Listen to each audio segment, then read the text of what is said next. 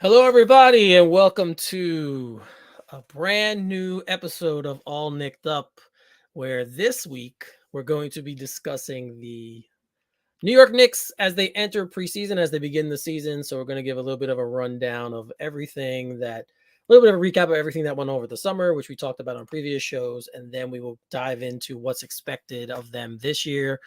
Obviously, positional battles we'll talk about. We'll talk about possible moves they might make going forward. We'll see where that goes. And we'll also talk about expectations we have as fans and as guys who watch the team every year, and just as where we feel they're going to end up as the season progresses.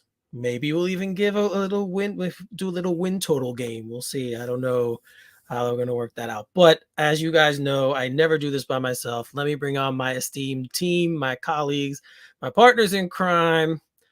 We got Ty, we got John, and we got Craig. So I just brought them all in at once.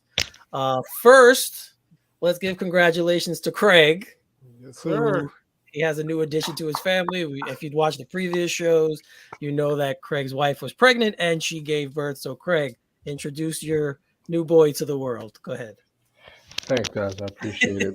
He is probably in and out of sleep right now upstairs, but his name is Christian Henry West.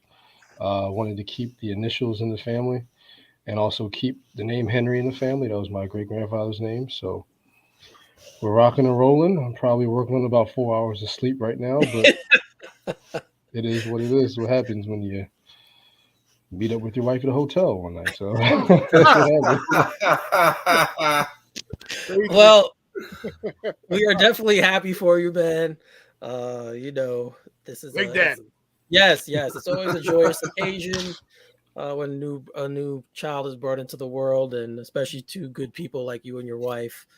Because trust me, there are some people who I know who I don't think should be parents. You guys are not one of those people. So, congratulations to you and your family, of course, on his birth. And are you going to be making him a Knicks fan? Because I know your wife is a Sixers fan. So, what's going to happen there? What are we going to do? How are we going to work that out? He's going to be a Knicks. I mean, he's going to be a Knicks fan of mine. I mean, she gets to have the Eagles. I get to keep the Knicks. So we'll That's see how fair. that goes. That's how that goes. That is fair. That is very, very fair. So, yes, congratulations again. All right, gentlemen. So here we are. We started this show under the auspice of let's see if this works, because as everyone knows, we talk every day about basketball. So we were kind of just threw it out there and said, let's see if this works. And we've gotten some pretty good responses. We've gotten some pretty good feedback. So here we are on our first official. To me, this is our first official show because this is the one that has to do with the season that we're actually stepping into. It's going to be our first of many that we have throughout the NBA season. And this is the one I'm most excited for. I did like the draft one. I'm not going to lie. I love the NBA draft. So I like that show too. But here we are. Enough of the talk, enough of the offseason, enough of that chatter. We are here now to discuss the season that will be. So we'll be breaking down little things here and there. So really quickly, I guess state of the team. We talked about some of this free agency things that they did during the offseason. We came on a couple of times, the not getting Donovan Mitchell, things like that. So how do you feel just generally heading into the season? And I'll start with you, Ty. I'm very optimistic. I was always waiting to see the young guys play, and they got rid of a lot of the veterans from the past year. The crypt keepers from the year prior that we did not need, and luckily we kept our youth together so we could start seeing some of these flowers blossom. Under the spotlight of Madison Square Garden, just to get a feel of what we have. We've never known. We've always had snippets of these guys, with minutes here and there. The timekeeper, Tibbs, wasn't playing the youth that much. Now we will get a great opportunity to see, who a guy like RJ Barrett is as maybe one of the main scorers. And we get a chance to see, what Quentin Grimes can bring and Emmanuel Quickly, or the enigma that's Obi that we have not seen yet. So, I'm looking at this as being promising, win or lose. as far as the beginning of this season. I think this is a good platform for our organization moving forward to start seeing if we have foundational pieces. I think that's important right now. Yeah, that's an excellent point. I think we're kind of at that stage now. They didn't add Mitchell, so now they're obviously going full forward with the youth. And I think that's a good thing. I know if you guys anyone who knows me knows that that's what I've been dying for them to do for years now.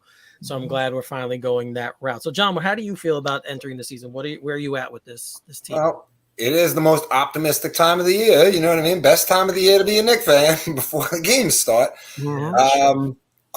Cautiously optimistic. I think we're I wouldn't say middle of the pack team, but like I'd say we're close to a playoff team, but it all depends on rotations and it all depends on the stubborn mule we have running the show. Yes, we'll get into him in a little while, just based off of stuff we've kind of heard throughout the season, throughout the offseason, about Tibbs and where his mind is at right now. Some of it's more optimistic than what we normally hear, but we never know with him, right? He's very stubborn, so we'll see where that goes going forward.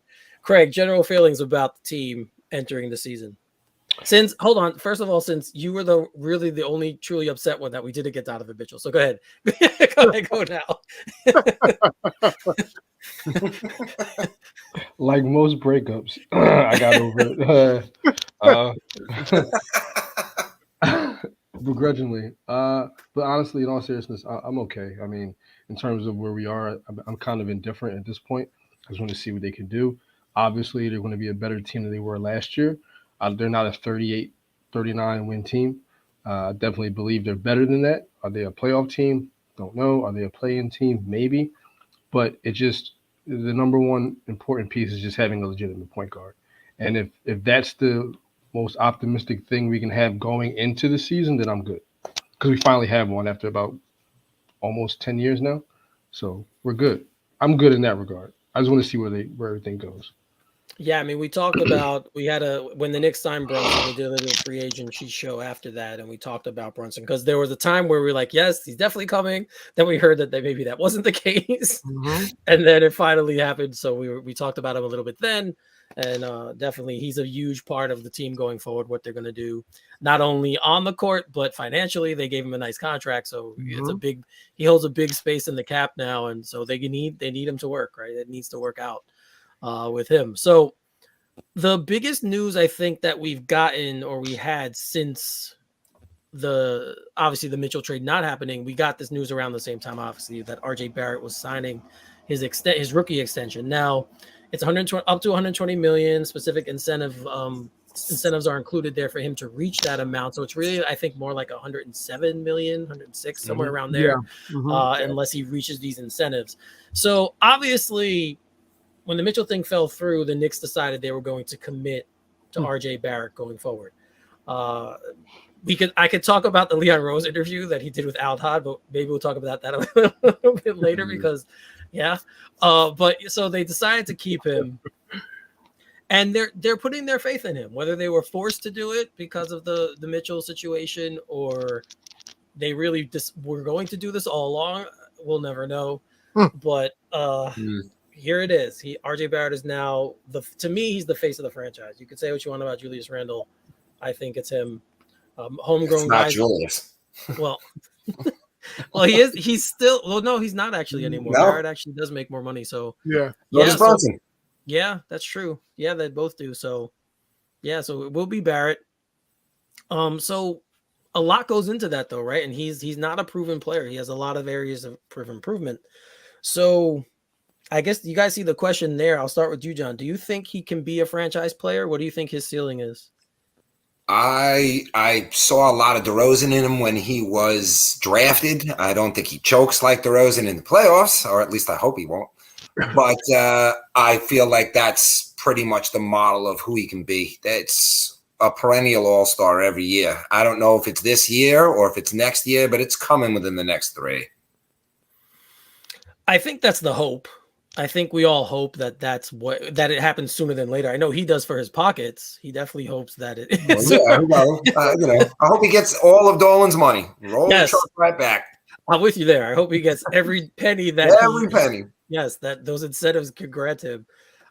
So, Ty, what do you think? What do you think about RJ as a franchise player? I think RJ is the right franchise player for the Knicks. And I preference that by saying that if he might have been on another squad, maybe he's not the franchise player. I just think there's a lot of things that go into being a Knicks franchise player. You know, we saw it with Ewing and we saw Melo try to do it.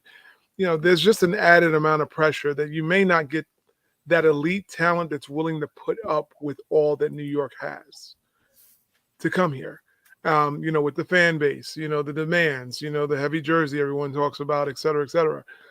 I think RJ, I spoke I spoke about this so many different times about, you know, having that dog mentality playing in New York and being a New Yorker by proxy, RJ is. And I think that's very important to understand the lay of the land and to kind of not have a conscience. And I think he doesn't. I think he's one of those guys, he's just going to go in the gym. He's not a social media dude. You know, he's just going to go and put on his hard hat and work. Now, he has a cap on his talent level athletically. I think that's one of the key things. I think when most people stare at his game, they could see the kind of mechanical movement, the kind of lethargic movement sometimes as far as he's not popping off the page. Every once in a while, you might see a burst, you know, here and there of athleticism that gets you out of your seat. He's, you know, what they call sneaky athleticism. Mm-hmm. He has that sometimes. For me, he's always reminded me of if I had to put him on his echelon, if he gets high enough, I always thought he was Paul Pierce-like. Because Paul Pierce, to me, Paul Pierce is a better scorer, in my opinion. However, Paul was not very athletic, you know, but he was a big dude. He can get to his spots. He was clutch. I think if RJ can even get to that point, because Paul Pierce was the franchise player, but we know it took them bringing KG in and Ray Allen to manifest him into being that centerpiece. I think the same thing applies to RJ, getting the right pieces around him to make him that franchise player for the Knicks.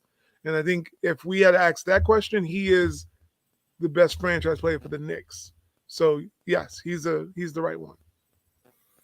All right, Craig, so you heard these two guys, what they've had to say about Barrett as a franchise player. There was a great article today, actually, that Fred Katz did in The Athletic, breaking down RJ Barrett's decision last year at the second half of the season to kind of step away from the three-point line a little bit and drive the basket, work on being an inside scorer, finisher of those regards. Even though his finishing skills still need work, he has to be better at making buckets. But he says in this article that it's more than just finishing and scoring points. It's being able to find somebody when you get down there. And instead of just chucking up the ball, which is stuff that he usually does, he just throws up some bad shot every once in a while. So he said that's what he's been working on. So hearing all of these things, do you think he can do all this stuff and be that kind of a player, which would probably put him in the franchise player Paul Pierce level that Ty brought up? Right now, I don't think he's a franchise player. But I do agree with Ty that he is the Knicks. He is the Knicks franchise player. I think he has the heart and mind and soul to be a franchise player. I just think that he's limited in what he can do right now. He's a little lethargic out there, sometimes a little mechanical. Ty compared him to Paul Pierce. I agree with that, but I kind of just hope this is not a hot take that gets me killed, but he kind of reminds me of Cynthia Cooper a little bit as well. I mean, Cynthia Cooper was able to pick her spots and get to where she needed to be, and she wasn't athletic at all. Mm-hmm. But, you know, I mean, that's how that's how I see RJ right now. I think he has a lot to still work on. I think he's got to work on that form a little bit. He's got to work on his stance. Got to work on his free throw shooting, obviously. Yep. And he just, I don't know. Like I said, he has the heart and mind to do it. I just don't know if he has the skill set necessarily yet. But he's clearly he might be our best player. Might be. I think looking at overall, he probably is their best player. Just looking at both sides of the ball, I think he's come a long way on offense, and he might not be a great defensive player, but he's very good. And he always wants that assignment, right? He always wants to take the other guy's best player, the other team's best player. So I think in that, if I'm looking at an overall player, both sides of the ball, I would probably say, yes, he's their best player. But I kind of agree with everything you guys have said. He's very, he's got there's still a lot there, places he can go, levels he can get to.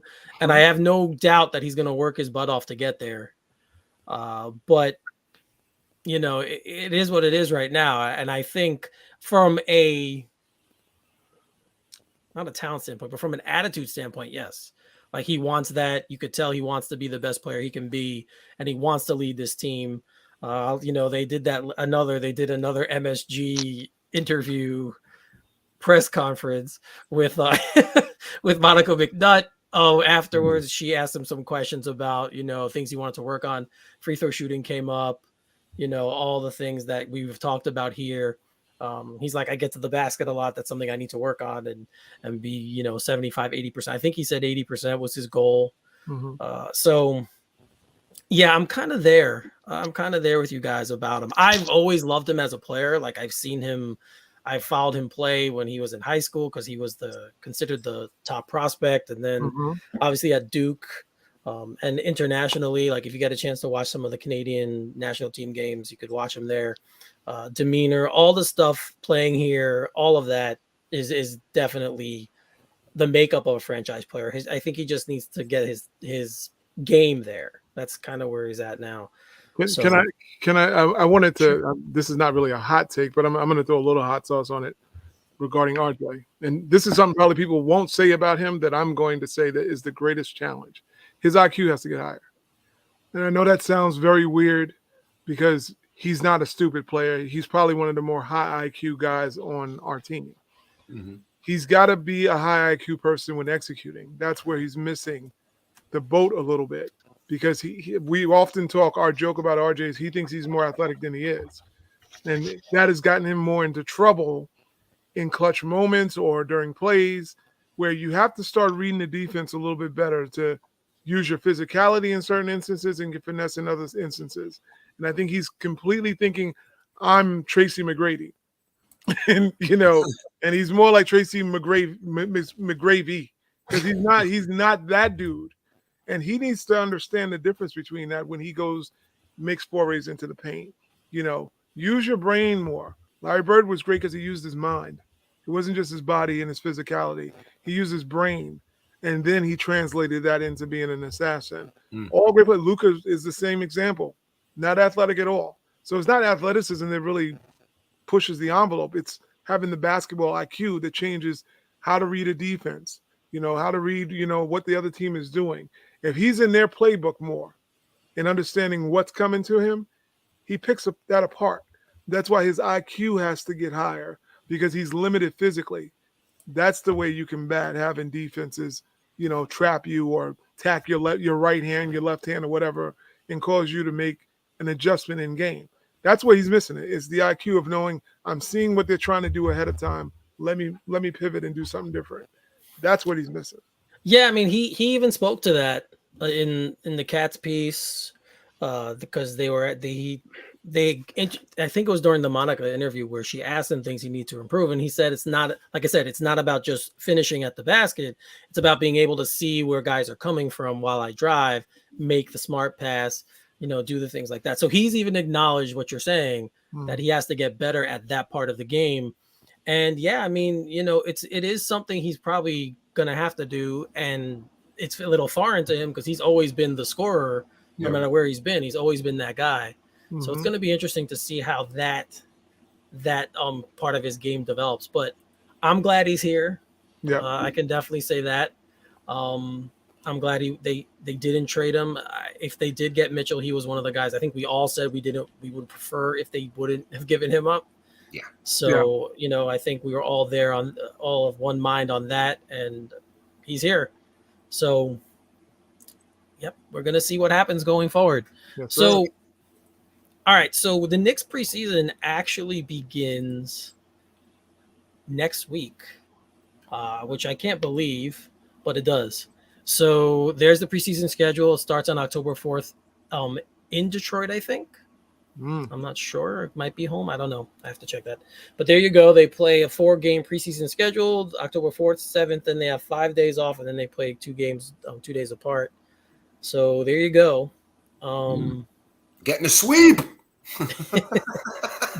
Who's sweeping who? So, yeah, well, that's a good I'm point. not calling that. That's a very fair question. Who is going to be sweeping who? But yeah, there they are.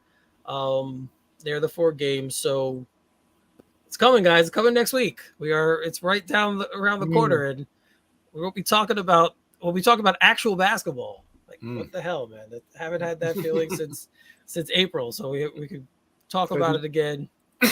Get back to the business of playing the game.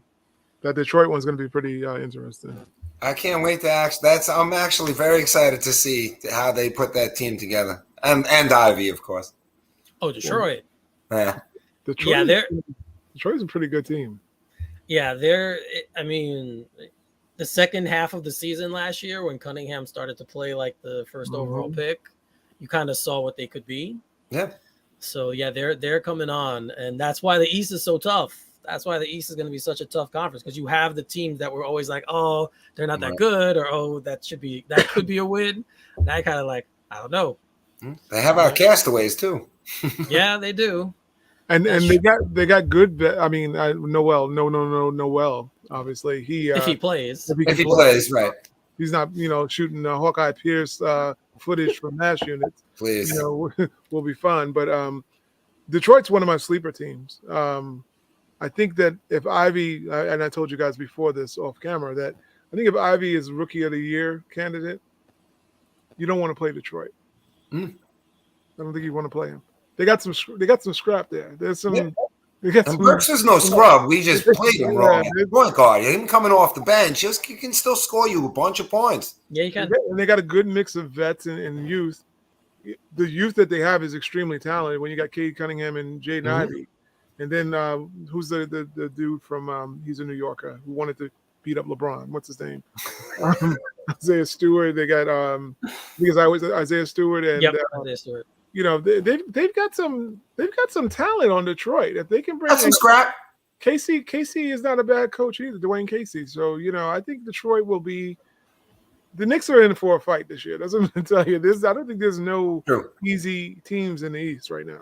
Yeah, man. I mean, like you said, they have talent. They have our cast-offs. They have Jalen Duren, who we traded to them on draft night. Sadiq Bey is a good player.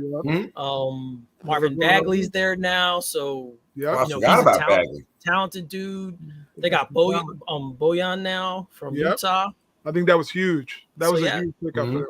Yeah, so they have talent. They're going to be a much improved team. And as you said, Casey won Coach of the Year. Coach of the Year, right? So in Toronto.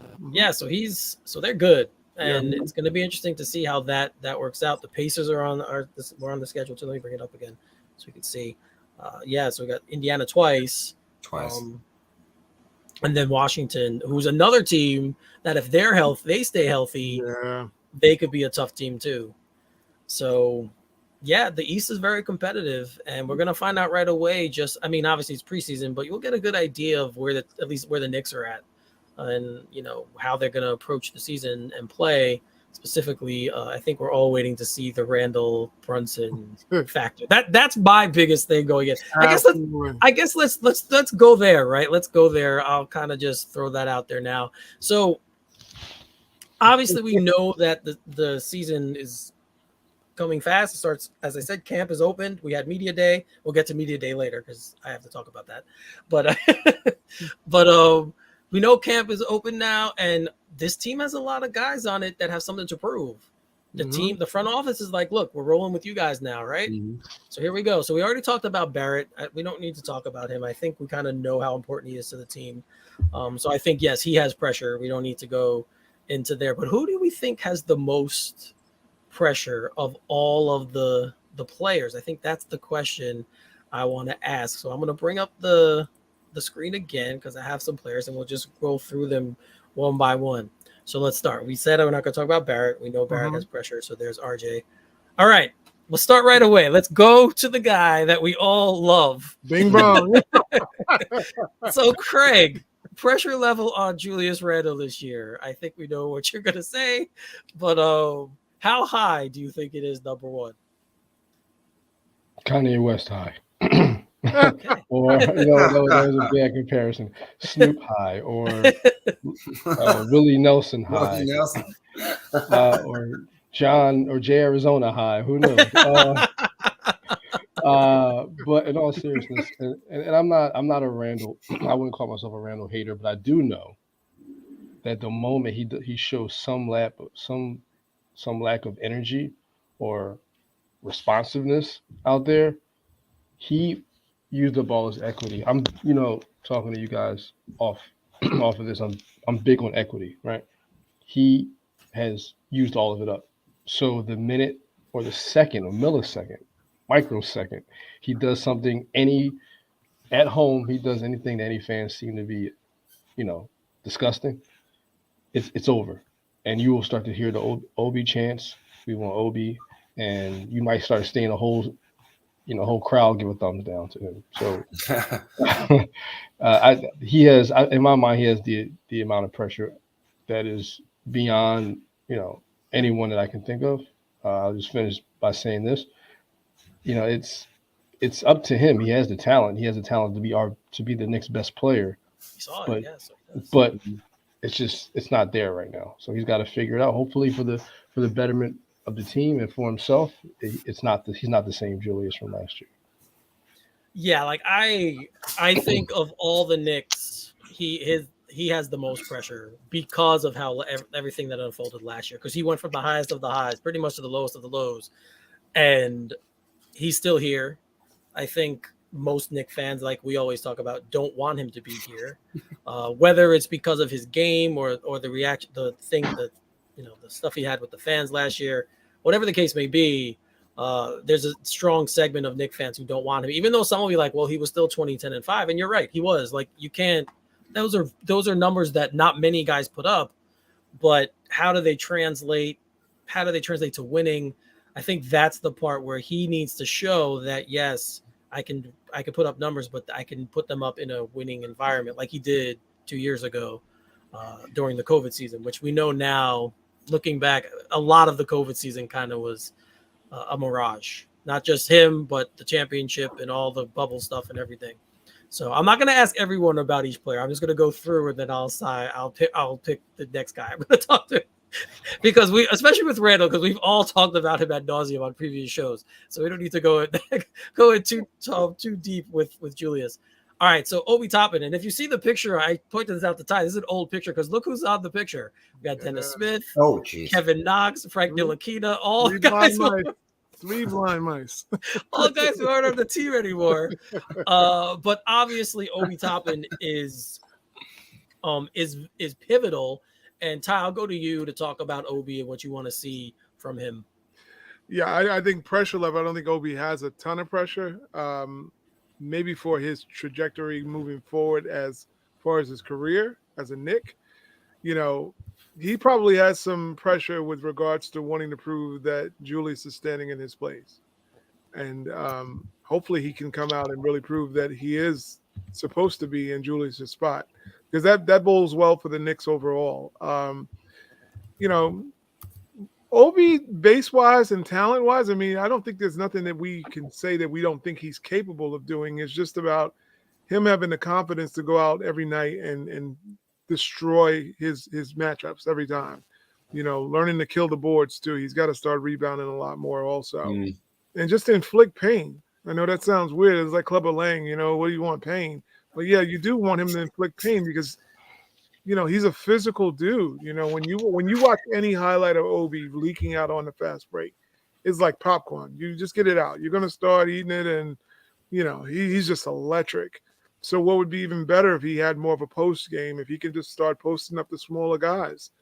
And, and for the bigger guys, take him off the dribble. He's proven that he can do all those things right now. So not a lot of pressure, probably more internal pressure for himself, but that dude's guy, he can be whatever he wants. He really can. He's what, he's former player of the year in college. So we know he's capable. It's just about him putting it together and being cocky enough and not being respectful to who's in front of you. I think he shows way too much respect for, his coach.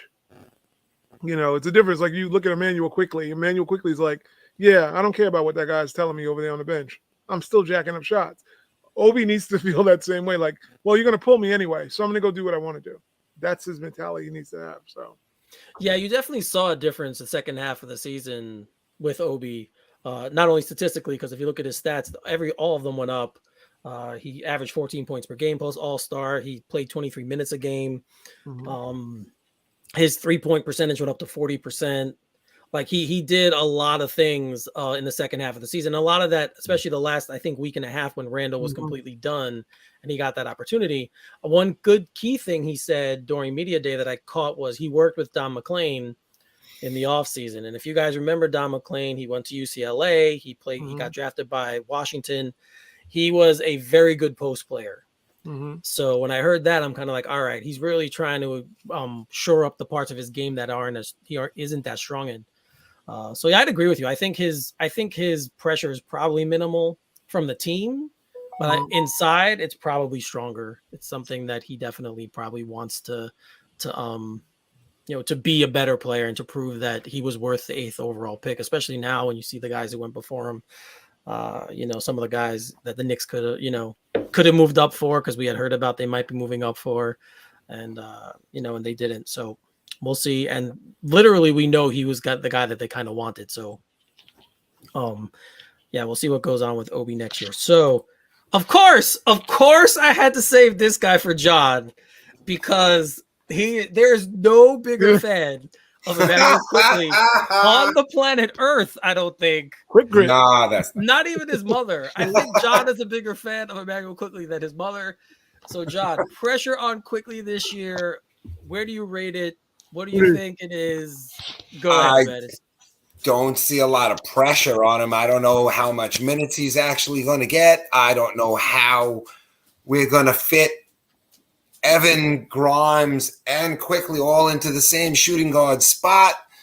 I mean, he does what he does. He's a lightning rod off the bench. That's exactly what he's a perfect for a 6-man kind of guy. I wish they would give him the point guard role off the bench, but I'm obviously Derrick Rose is in front of him, and he deserves to play in front of him. Obviously, pressure. I don't see a lot of pressure. I mean, it all depends on, how many minutes he gets. That's basically my answer. Yeah, I'm kind of middle ground with him. You guys, Craig or Ty, if you want to jump in, you can as well.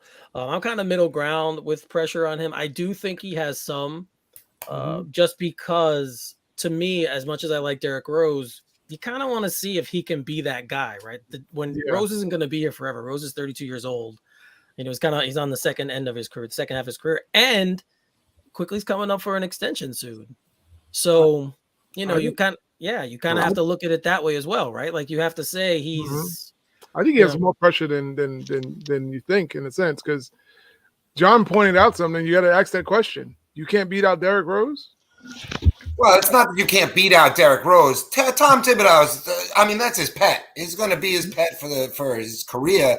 If this guy played into his late 40s, Tibbs would still play him 25 minutes a night. You know what I mean? How much opportunity is he going to get to show who he is? That's why, especially if they want him to eventually play the bench point guard and he's playing shooting guard behind, and having Derrick Rose with the ball in his hands. But what does he get to show? You know what I mean? I think that's why it's pressure, though, because he Quickly does not see himself as not a star. He does not see himself as not a point guard or not one of the best players. So you have a guy who's 33, who's coming off of, I'm just saying, he's coming off whatever injury, no matter how much he takes off his shirt, he's been injury prone. And your coach is sitting there, and I love Derrick. I love him. He's a good dude. But your coach is telling you've been here 3 years, you've been studying film all the time. Who does he say? He's in the film room all the time. Who's at the gym? He's at the gym all the time. He's always. He loves him some Emmanuel Quickly. And he tells Emmanuel every time that he calls someone to come in, have a seat, Emmanuel. We're putting Derrick Rose in. No, but he loves a lot of people, though, Ty. I mean, he loves Grimes. He loves Obi. He loves Quickly. Do they get the minutes? Do they get the time to, some more than others? But didn't he play 25 minutes a game last year? But it's pressure on Quick now because you got Jalen Brunson. So you got to know the dynamic. Yeah. Jalen's eating up most of the starter minutes. Just forget that. So you're talking about 35 minutes. The other 13 is probably going to Derrick Rose. Where's Quickly playing? I feel like Rose is gone by the All-Star break, to be honest with you. I feel like he's going to go to a contending team and we're going to take a pick for him. And, Thibodeau's not going to be happy about it, but the front office doesn't always care what he thinks about, or we wouldn't have Cam. Yeah, I mean, that's a great point. Cam Reddish wouldn't be here if Thibodeau was consulted on that trade because he did not want to. Yeah, he did not like getting him. And I remember when they first got him, he was like, yeah, well, he's got to work into the rotation and all. I'm like, yeah, dude. Which meant he wasn't getting off that bench. Just be honest and say, you know what? I didn't really want him. They did this without my consent, which is fine because a coach's job is to coach whoever the GM gets for you, right? I say that in football all the time. Like in football, it's much more where the coach should have a say in who they sign because the coach is running the system and implementing things. And football is so much more of a collective unit game. So a coach should have a say, but in basketball, where one player can mean a ton of difference, as opposed to other sports, the GM's going to be like, yeah, I like this guy, he's talented. You make it work, and that's basically what they told him. When it comes to Quickly, though, I'm kind of with Ty on this one. I don't know where his minutes are going to come from.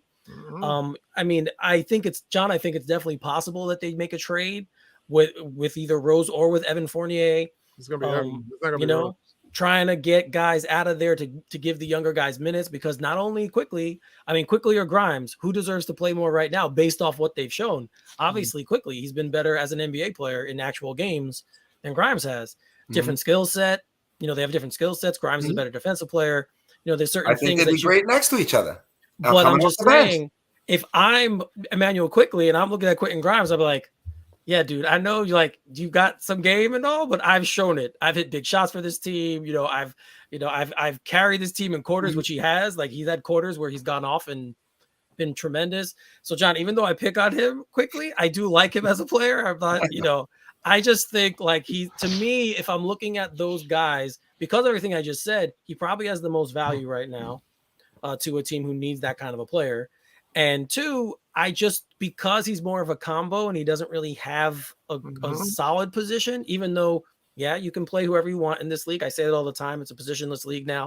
If you can get a 5 that can score and do things, Golden State has proved it, then go with it. He's just kind of like that guy he's like an extra special player right now. Like he's he's the cherry on top of the sundae, but he's not the ice cream, that's kind of how I look at it. Good descriptor. Yeah. So Craig, what do you think? You've been quiet, man. I know you got stuff to say about Quickly, so go ahead. Quickly, I don't know if he has any pressure, to be honest. That's just my opinion. I do think that he can be frustrating. I know that he frustrated myself and Ty a lot last year with the 30-foot chuckers. But towards the end of the season, when there was really no pressure on him, when the season was out of, it was gone, he played very, very well. So I don't think there's any pressure on him. I am of the mind I'm like-minded like you, Eric. I think the league is positionless as much as we want to fight against it, but the league is. And if Tibbs is willing to go 10 deep, which he kind of has to, right? Quickly is not going to be your point guard. He's going to be your backup too, right? Rose, Quickly, Grimes, Obi, Hartenstein. If I'm Thibodeau and I'm going to be stubborn and keep Julius and Fournier in the starting lineup, that's going to be my next 10 my next 5 off the bench. And they're going to have to play. Now, he's probably have lineups where he's going to have Brunson and Rose in there at the same time. I know it's going to drive people crazy, but we know Tibbs, he's going to probably do that. So he's going to have to figure out a way to figure that out. Like I know it sounds easier said than done, but if he figures it out, it's going to be a 10-man rotation, and your 5, in my mind, off the bench is going to be those players. I'm willing to bet a little bit of money on it. That's going to be your 5 off the bench. Yeah, you have to follow the money, right? Like if they have more money invested in certain guys, not only is Leon Rose in the front office going to look at him, we know Jim Dolan's going to be like, I'm paying this guy how much money? Like he needs to play. Like you need to play this dude. Right. So yeah, you're right, Craig. They have a lot of depth, which is a good thing. If you want to have depth, because if injuries happen, other guys can step in and play. But yeah, he's the one guy that I feel might get squeezed out if push comes to shove. If they can't move a Fournier, or a team wants to inquires about quickly and says he's younger, he's cheaper right now, he's still on his rookie deal, we can make it work with him. I wouldn't love to see him go. It's not like I'm pushing him out the door. I just look at his value to me as the quickest way a team can improve with a young player that the Knicks can offer, especially now since RJ is locked up. And I don't think, I mean, there could be a demand for Obi, but I don't think there'd be as much of one, especially in a league where wings and scoring guards are kind of in vogue and what people are looking for. So we talked about him a little bit. So I guess since I tossed it around to you guys for the other guys, I'll talk about Quentin Grimes. I'll be the first one to talk about pressure. 0. To me, he has no pressure. Really? You think? Yeah, So? I don't think. Well, from a standpoint of he has to be good or they're in trouble, I don't see him having pressure like that. From a standpoint maybe of his career, yes, maybe there's pressure from that for him on him personally. For his career, that damn, it's my second season or third. Is it second or third? I forget. This is his second, I believe, right? He's a rookie. No, I think it's third. No, I think it's second. He was a rookie last year. Then he went to summer league this year, and now this will be his second. Okay. Year. Yeah. Okay. You're right. So okay, second year. There's been people saying he should start. I should start. That I'm a better a two-way player. I'm a better two-way player. I would balance out the starting 5 more. So I think internally he's going to have that pressure on himself, but I don't think the team is going to be putting pressure on him. But I don't think it's the team though. I'm going to hit you with a different angle on this one. Go ahead. Who held up the Donovan Mitchell trade? Well, yeah, that's true. Yeah. We got to go through that dynamic. The fan base. I'm not talking maybe not within the team, maybe not him personally, but the whole theory was we'll give you RJ. We're not going to give you Grimes though, because he was overly valued by the Knicks as far as not wanting to be included in the package. So now the pressure to me comes from that fan base that wanted Donovan Mitchell. They're like, this guy held up the trade. What you got, bro? And now that's the pressure to me. The fan base that wanted Donovan Mitchell believe that this guy was the reason they didn't get him. So, yeah. I mean, I totally forgot about that angle, but yeah, that's a good point. But I also believe that fans shouldn't dictate what a team does. Oh no, absolutely not. Fans should not be the voice that's being like, oh, he needs to go, and then the next day he's gone. Yeah. Good teams and good front offices make decisions that are best for the team. But yeah, I don't know. I just from what you're saying, yeah, okay, maybe there is more pressure on him than I would actually thought there would be. But I just think that the actual team, his teammates, are going to be there's no pressure on him. Not from the squad, not from the org. It's just if he stays off of social media, he'll be fine. I think if he is on social media a lot and that he has a stretch of bad games or whatever, he's not being played, it'll fall a little bit on Tibbs also, that you have this guy now that you obviously valued more than putting in a package as a piece to get Donovan Mitchell. Let's see what this kid has. What made him special? Why would you want to hold on to him? You have to think about it. They were keeping him and giving up RJ. So if we believe the clippings, that's a huge amount of pressure to put on that young man that you value him more than the number 3 pick. Yeah. And you were number 25. Whoever leaked it out, obviously we can, maybe it's fluff, who knows, but I think Quentin Grimes from a fan standpoint, that section that wanted him gone, to give Utah whatever they wanted for Donovan Mitchell, they're going to want to see what this kid has. Yeah, that's all fair. That's fair. I didn't look at it from that standpoint, but you're right. I like his game though, and I hope he does kind of make it a tough decision through preseason of who they're going to start, because I think that's important. So let's go there. All right. So we kind of got word that the starting five is going to be the same starting five that it was last year, just with Jalen Brunson in at point guard, right? So, which I guess is an improvement because it's not Alec Burks. So I guess that's an improvement right then and there from the beginning that we have an actual point guard. So thumbs up there. I'll say that. Good job. There's a bonus there, yeah. Right? Yep. But it's still going to be Mitchell Robinson, which I think that's fine. Randle, I guess that's fine right now. RJ definitely small forward. That's where I think he is best. Best position. And then Evan Fournier will be the shooting guard, and Brunson's a point guard. So I'll just throw this out there, since we know what the team's probably going to do. Craig, changes you would make to the starting five. Who would your starting five be? I'm going to get killed for this, but knowing how much the starting lineup lacks shooting, effective 3-point shooting, I would still have Fournier there. So Not that keep it. I would keep him, not because I want him there, but because I know it's just the nature of the beast, right? He's making $72 million. You signed him as a free agent last year. He's a very efficient 3-point shooter. He's a little bit of a playmaker. He's not a great one-on-one defender, but he's proven that he can defend. I mean, if it were me, obviously I would start Grimes, but that's just not the way that Tibbs operates. So it's going to be, in my opinion, Brunson, Fournier, RJ, Randle, and Mitchell Robinson. But who would your five be? If it was my five, this is a little bit of a hot take. If it was me, yes, if it were me, that's what we want. Brunson, Cam, RJ, Randle, Mitchell. Interesting. If it were me. Interesting. So you like players who don't try. Okay, that's good. I like players who have the tools to be really good players. That's what I like, and I think, and like I don't mean to cut you off, but I'll end with this. No, go this is a contract year for him essentially, right? He just saw RJ. Yeah, it is. Mm-hmm. So he has to play his tail off, right? And you would think that he would.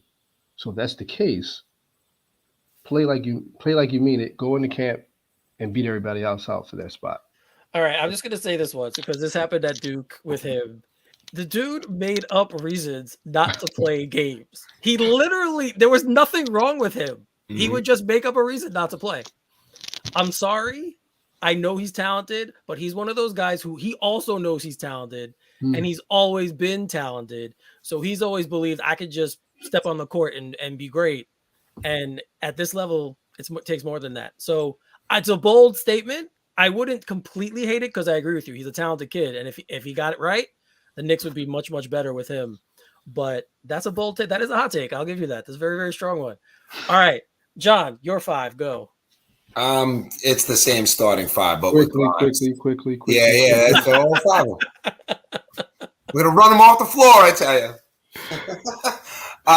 No, I'm putting Grimes in at the 2. I think that if you wanted to talk pressure, like we were talking before, the most pressure on the team is on Evan.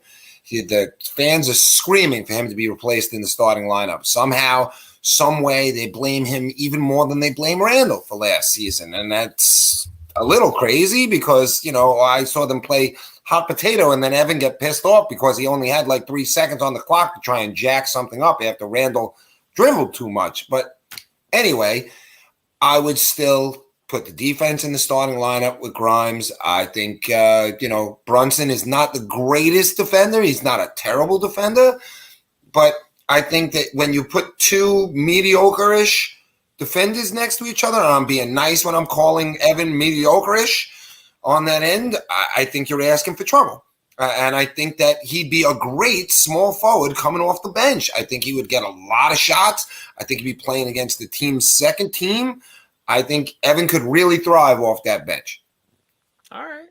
That's fair. I think that's the starting five most people want to see now. So I would be fine with that too. I would not have an issue with it. All right, Ty, you're up. I might have to visit Philly a little bit here.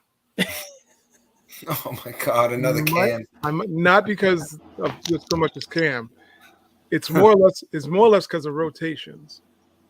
Now, hear me out with this. You have Cam in the lineup. You spend 2 picks on the dude. We know the laziness. Eric said Duke. It went back further. It was in high school, to be very honest, where he was one of those guys. He rolled out. He was talented. I'm talented. I'm Cam. Blah blah blah. What it does is it helps the rotation better. You can always sub him out. You don't got to play him 50 minutes. The thing is that you have guys that are on the bench that need to get minutes also. Grimes needs to get minutes. Quickly needs to get minutes. Would the lineup be more balanced having Ev come off the bench? Absolutely. I think he would be more of a stabilizer in the second unit as opposed to having Cam in the first unit. And Cam needs to be traded. That's another reason why I'm saying put him in a starting lineup. You can always yank him out. You don't got to keep him in there. But it's just more so this guy's in a contract year. He's got the talent clearly. You got to move him. Other than that, he's going to be an asset sitting on the bench at some point, buried. And you're not going to get nothing for him. It's going to be a Nilakina situation. This guy's going to walk, and you didn't get an asset, and you gave up 2 picks. That's the reason why I'm saying as an asset management issue, you start him. Even if just to see what he has. You can always switch it up. So you're putting RJ at the 2 and you're putting Cam at the 3, or you're? It doesn't matter. It doesn't matter. You can. I guess it really doesn't matter because you can positionless. You can look at a guy like Brunson may be the guy to unlock Cam being in the right positions. Also, we've not had a point guard. This cannot be not floating wrong. Yeah, we know what Cam's issue is. We know the low motor. Blah blah blah. My issue is the front office probably dropped the ball again. Unfortunately, same way when they got Obi, knowing they weren't moving Randle. See, now we're sitting here. We've given up Knox, which was a pack of downlaters, and a first-round pick for Cam Reddish, who is now going to be buried on the bench, and we might never see him. Tibbs is not playing this kid. He's not going to. No, he's not going to. He's not going to play him at all. No way. These are lost assets. This is like ridiculous that you brought this guy in, and for whatever reason, everyone knew his motor issues to begin with. So it's like you still brought him in. So does he rot on the bench? Do you rot him on the bench and then say, well, we're going to make you situational? We give 2 picks for a situational guy. I don't think he was terrible in the minutes that we actually saw him play. I mean, the limited minutes that we saw, he wasn't terrible in those minutes. Look, I got fooled when I watched him in the Nike Jordan Classic, I think it was. They were playing in Brooklyn, actually. Kid is super talented. He clearly looked like the best player on the floor. It was not even a question. His effort was the question. You watch him and you go, wow, if he just, and that's the questions with Cam, if he just does ABC, then you got a terrific player. Chances are he may not. Maybe a guy like Brunson can unlock him. I think you owe it the opportunity to see if he can unlock some of the things that he does great. If he doesn't and he sucks, bury him on the bench. You can always revert back to taking him out of the game. But the starting 5, if I was a GM and a coach, I want to see what that kid has. If he's come to play this year, if he's not, you can always yank him and say, hey, that's your own fault. Now you're at the end of the bench, leave you alone. Talent-wise, he can defend, he can shoot, he can score, he can slash. You owe it to your franchise to find out what he has, even early on. I mean, give him 20 games. If he doesn't rock at 20 games, toss the garbage back. You can put it. Grimes, Fournier is professional. He's going to come back in the game and light up and still give you 50 against Boston, no matter when you put him in. That's right. Against Boston. He needs to, yes. I like that. Fournier needs to start against Boston every time. That's the only game we can start him against. So your 5 would be Mitch, Julius, RJ, Cam, and Brunson. Brunson. 2 wings, power forward, and a center. That's what really is the NBA nowadays. You got to have 2 dynamic wings, and I don't know if it literally works. I just think you got to give it an opportunity to see if it can. I think the first 20 games, you're probably going to get dusted. The first 20 games are not going to be nice to the Knicks this year. It's going to take time. Yeah, it's going to take time. So you should experiment a little bit in the beginning to see what these guys have. We know Grimes can shoot. We know he's going to defend. He's a 3-and-D guy. Yep. At this level, we know that. We know what Ev's going to do. The question marks are Obi, literally, with increased minutes, and also with Cam with an increased role. I think the Knicks they owe it to themselves to find out what these guys are. You're either playing them or you're packaging them. You got to figure that out by the end of the season, or at least midseason. It's But asset management. if Cam's catching dust on as a 10th man, and you wait for Derrick Rose to get injured before he sees 3 minutes, that's bad. That's just bad. That's the only way I can see him getting minutes is if It Rose is. gets He's hurt He's quick. done. You know, you start playing quick. Ev or Grimes there, and of course, Cam gets some minutes at the 3. Because you got Hartenstein still. You still Well, got he's going to play. you signed this guy, so They just you signed him. can Yeah, do he's a good. He's small ball lineup where you say, "I'm going to put Obi at the 5, Cam at the 4, Grant." Now this would be a great bench. You could do that. Yeah, Now you could, but Hartenstein's getting minutes though. Obi at the And 5. Tibbs won't do that. He won't do it. That's the thing. You have that stubbornness where he's not willing to make changes. But that would be a hell of a starting 5 off the bench. This is what I'm talking about with the Cam issue. You're not going to see – Obi needs to get his exposure. Cam needs to get his exposure. Now, imagine that 5. It would be Rose, Quickly, Cam, Grimes, and Obi at the 5. It's not going to happen. It's not going to happen. It's tiny. But the league is tiny. Look at it. It's a tiny league. Yeah, I can't co-sign playing a player who doesn't care, and Cam Reddish just doesn't care. I understand what your guys from a technical standpoint make a lot of sense. Totally see where you're going with it. But me personally, I cannot play a guy who doesn't love basketball at the NBA level. And I agree. Eric has a huge point there. I mean, think about it this way. I agree. What if, because this is his contract year and because this may be his last shot, that all of a sudden, and we know he's talented, he shows out this year and then he does a Tim Thomas on us, gets signed to the contract, and then sits back for the next 2-3 years, to puts his hands behind his head and go, I'll just live off my God-given talent. I got my bag, you know what I mean? I'm afraid that he's just going to show out in a contract year. I would. But I might let him sail off into the sunset. But this is where you have to. I'm going to cut you off, John. But this is where you have to count on Mr. Adele, right? Right, Mr. Rich Paul, right? He's a clutch. He's a clutch guy. So, I would say by at least the trade deadline, Cam won't be here because Rich Paul is going to figure out a way to get him somewhere where he's going to play and sign an extension. Mm-hmm. Hopefully it's to the Lakers. We can get a first round pick out of him. Probably not. Mm-hmm. But I'm just trying to put it out to the universe. I'm saying Rich Paul is going to get him out of there, out of New York, at least by the trade deadline. So it's going to be this. He's not going to be here. That's just my opinion. I could be wrong. I agree.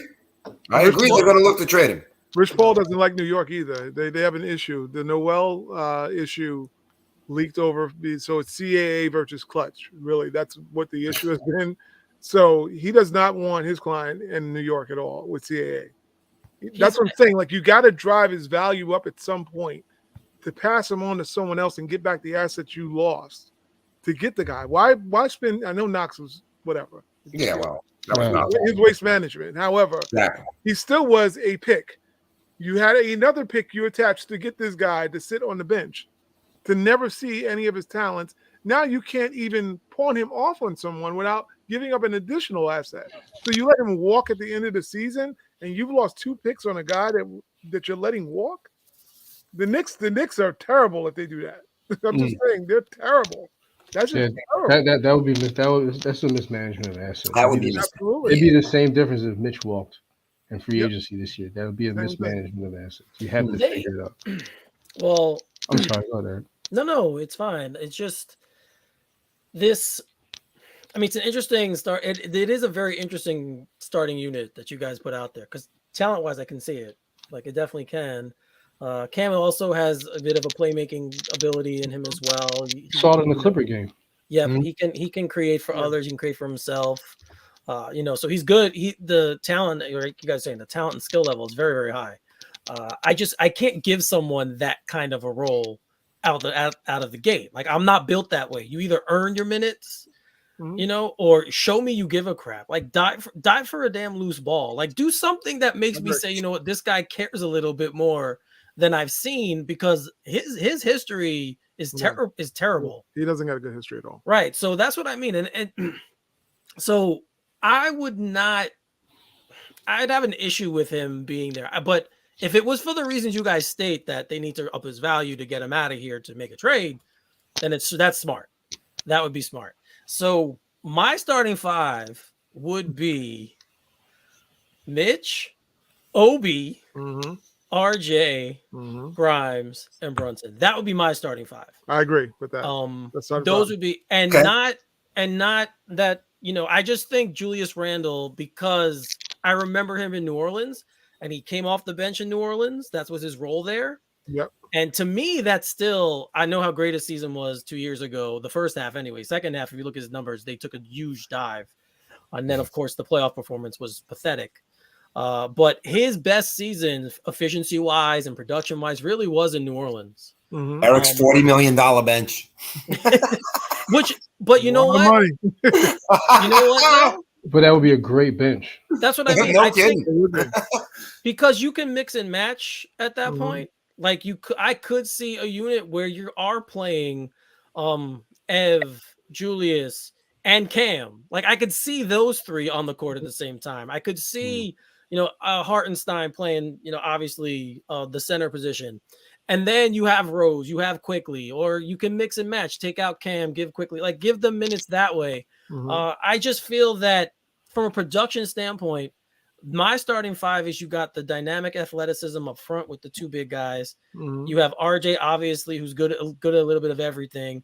You have Grimes with the shooting and the defense, and then you have Brunson as your point guard, who also works better around the free throw line and below than he really does outside of it, and is an excellent pick and roll player. So now you have two finishers on the pick and roll with Obi and Mitch who can rim dive and get the catch lobs and throw it down, and have the garden rocking, which I think should be one of the jobs, at least, because if this team isn't going to be good, please be fun. Please be entertaining. So if you're not going to win a lot of games, make me have fun watching you, at least early on in the season, until you guys figure everything out.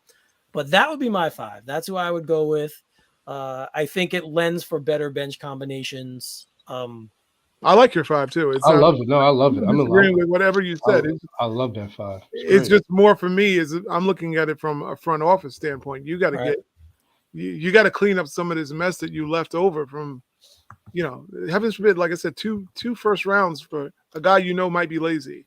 If the coach was not going to play, that's just to me burns. That just burns real bad. Yeah, if you look at it, you're right. If you look at what they gave up for him, it does kind of suck.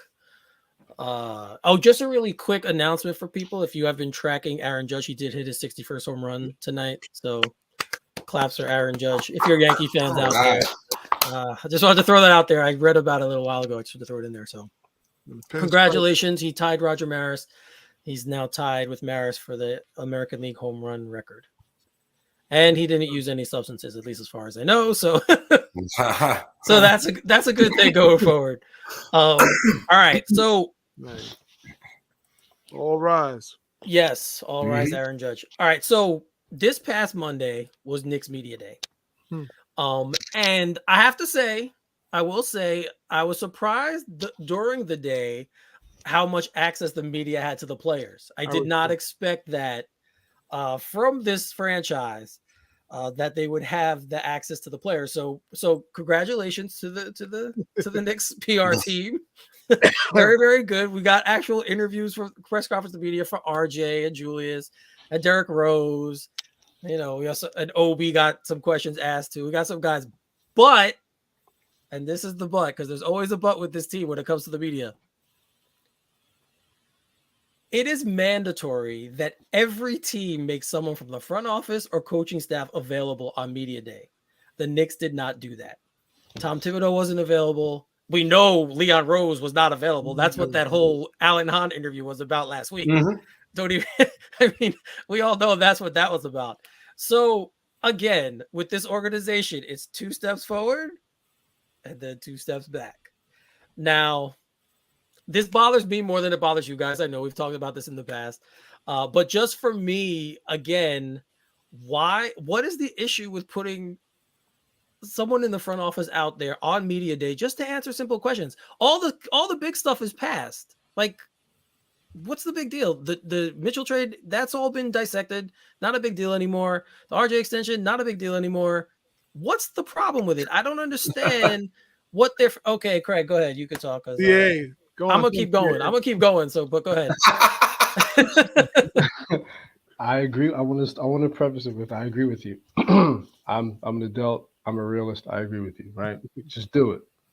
However, the New York media, hopefully I can say this, they're like 13-year-olds with awkward boners. It doesn't matter if it passed. They're still going to find a way to sneak in those questions. And Berman's retired, probably coming back, whatever the case may be, but they're still going to find a way to ask these questions. Okay, And, so go ahead. and it just, I guess, and again, I agree with you. It's probably a little immature to not do your job, right? Mhm. I can agree with that. But I mean, at this point, I don't see it being a big deal in the sense of it's where we are now. You can just avoid a problem. And a lot of people in their everyday lives avoid problems when they shouldn't, but they do. And the Knicks have mastered that. So what about so they're it's okay for them, but the other 29 teams, no, they're not. No, I'm a described hypocrite. So don't ask me that question. I think but I agree with you. They should. And until the league, Do they get penalized? and until the league Yeah, they slaps, You're probably gonna get fined. and until the league slaps their hand, they're going to keep doing it. Well, it seems like that doesn't matter because they're I going think to it pay the matters. fine and move on. Like that I doesn't. think it matters. But then why did they make Tibbs available? The to- second, yes, day. yes, But I'm just going to chime in a little bit. I just want to say I agree with you, Eric. It's completely yeah. Go ahead. agree. Showing off that snazzy beard. From what they told me, from what I was reading or I heard in an article, that what was brought up was about Jalen Brunson's father, Yeah, Rick Brunson. Rick Brunson's Mhm. checkered past. Mhm. After we're going to probably talk about the Celtic situation, and unfortunately, Rick Brunson has he's got history. Yeah. He's got some not so nice things in his docket there, and one of the reporters, I think it's the guy who replaced Berman, actually, he must Zach have brought Guzzo, back up about the sexual allegations and et cetera, and he posted it to Tibbs, I believe, and I'm more than sure that this was more of a backlash to that. Okay. That I'm gonna turn my nose up to your dumb questions. Tibbs has always been that ornery guy. He's when he's questioned, his ego completely takes over, and he's the smartest man in the room. According to him. So what do you know? You don't watch the film.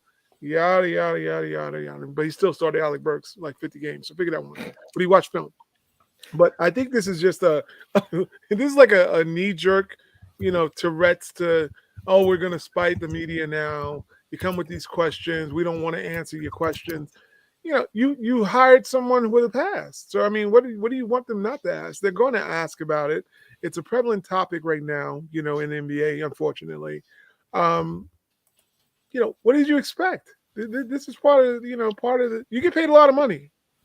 You get paid. I look at the Celtics, and this is about the best thing I'm going to say about the Celtics, other than Larry Bird was great, but I do give them credit for handling their situation that is way more tenuous than what we're going through. Mhm. They stood in the batter's box and said, throw us the pitches and we're going to swing and whatever. We'll just let you know what we won't answer, but we're not running from the smoke.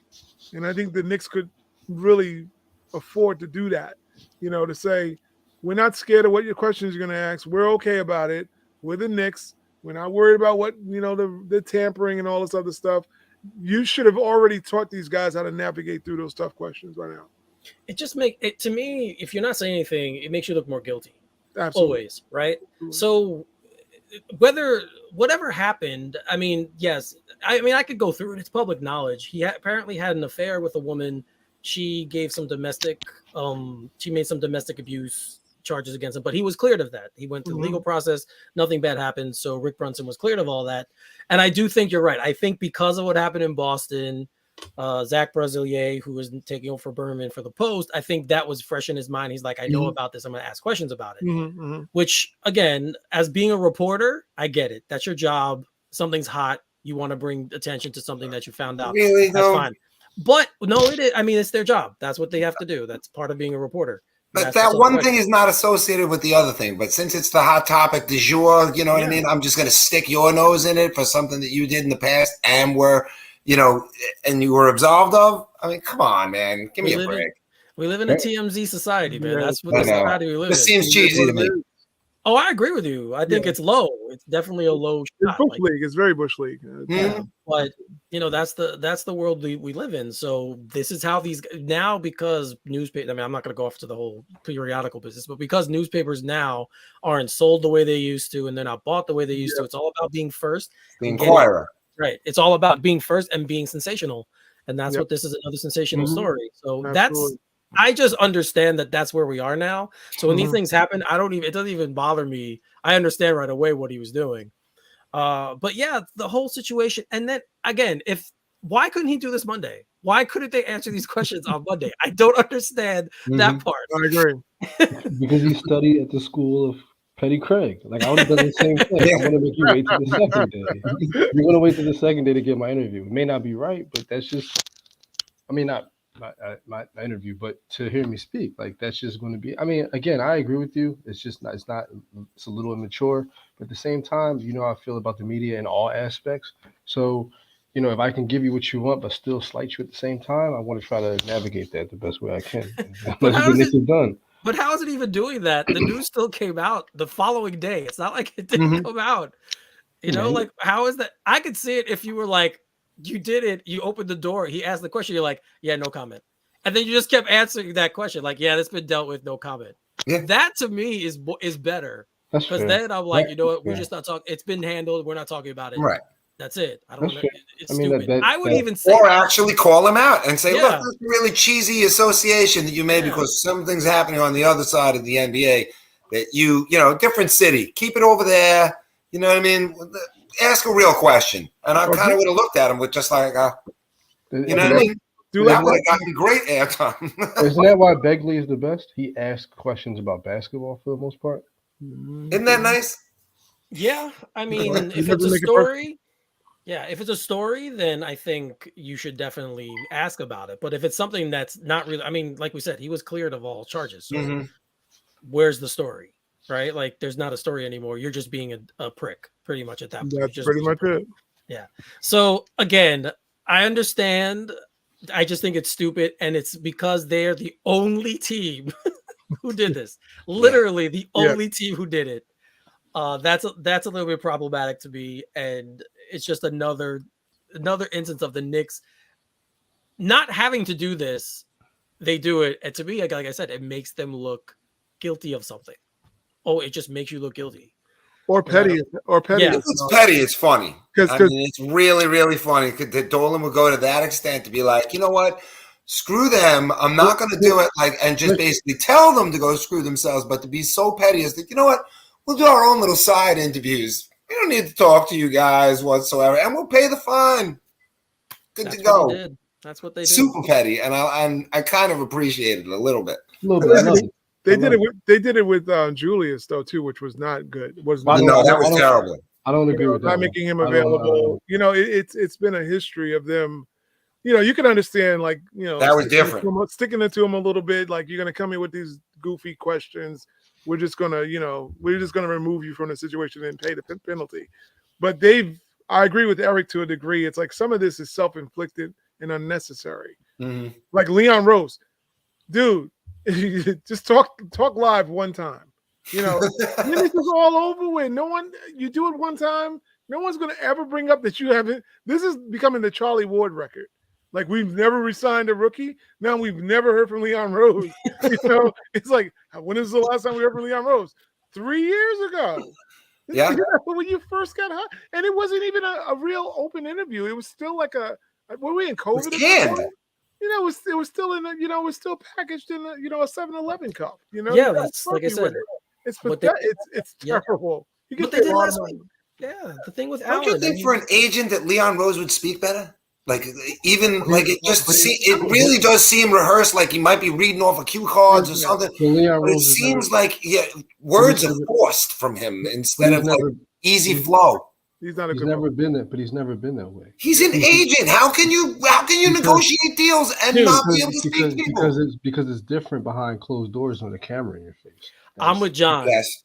Not only is he an agent, you start out as a lawyer. Okay, Yeah. most agents are lawyers. You are taught how to speak as a lawyer to the media. It's part of your training. Yeah. So I'm sorry, and because lawyers have to handle sometimes big cases, and the media asks them questions. Was he a litigator? I mean, it doesn't matter. It's part of your training. It's part literally. I almost went to law school. Okay, it's part of what it's. Some of your courses in law school are public speaking, and yes, dealing with and journalism. Yes, that's part of the job. So I'm sorry. I don't. That's not an acceptable excuse for me. I don't care if you sound like an idiot. I hate to say this, Kendrick Perkins sounds like an idiot, but he has a show on ESPN where he's a lead analyst. Don't apologize for calling an idiot. He's an idiot. So I mean, and I know it's his accent where he grew up and where he's from. I get it. You know, that's just how he speaks. But I'm just looking at it that way. Like, if he can do it, Leon Rose can answer questions, and they're questions he has the answers to. It's not like they're going to come out of left field. They're going to ask him questions about building the roster, and they're going to ask him questions about what happened with Donovan Mitchell, and which Alan Hunt asked him, and what he said. What did he say? What they always say about it. He's on another team. I can't talk about it. That was an easy pass. He's even protected by the rules of the league. So what's the problem? That's the rules of the league. You can't talk about guys on other teams. Is he using this as an excuse to not talk now, right? Because people have awkwardness, right? I'm just trying to play devil's advocate here, right? But okay. So now he's using the veil of I'm a GM now, and I should be speaking, but now I'm going to use this fear that I may have to not speak because I don't necessarily have to do it anymore. Okay, fine. Give me William Wesley. Give me Brock Aller. Give me put a PR guy out there. Just give me Scott Perry. Exactly. Scott Perry has talked to the media before. I agree. No, I agree with you. No, I agree on that one. Mm-hmm. That's so what just I mean. Give me somebody. Brock Aller's not going to speak. Wesley's not. The Knicks have more front office people than any team in the league. Can one of them speak to the fans? One. Just one. Nice. Then it should be Scott Perry then. Exactly. He's technically the general manager, right? That's his role. Yes. All general managers speak to the media. What's the problem? I think it's also one of the issues, and to me, when listening to Leon speak, I know it sounds weird. I know he has the title, but he speaks as someone who took someone else's notes and talked about what he was doing. He also sounds like Larry Flynn. Yeah. Well, whoa! Do not espouse the South Jersey accent. We are hustlers, but I think it seems like to me he doesn't speak with the confidence of someone who's in charge of what he claims he's in charge. And that's what I'm. But because if he had that, you got a little, But that was the point I was trying to make. When Perry walks in, he's in charge. But that was what I was trying to make. So to Eric's point, law school, you got to public speak, whatever. Maybe he's never been confident in it, right? And now he's like, you know what? I don't necessarily have to do it, so I'm not going to do it. However, the caveat is put someone out there who's going to do it, i.e. a Scott Perry, right? You should be able to do the schmooze in your sleep if you're an agent. I can't understand how you would talk at the front offices and you either passed it off on somebody to speak for you, which would be like weakening you, or that you didn't do that in some way, shape, or form. You should be able to come up with things on the fly. You should be quick of thought. You're an agent. And like you said, a lawyer. If he stood there in front of one courtroom and argued a case, he would have had to think on his feet. You should be able to answer these questions in your sleep. Okay, I'm going to use myself as an example because you guys hate when I do this, but you guys always blame me of playing devil's advocate, right? Like Eric's always the one who's going to give the alternative view, even if he doesn't have to. There's nothing wrong with that, though. That's something you learn in law school. That is something you learn how to do. You learn the Socratic method, which is answering a question with a question. You learn all of these things in law school. So if I can do it out of practice, because I don't have to do this for my life, why can't this guy do it? That's the problem I have.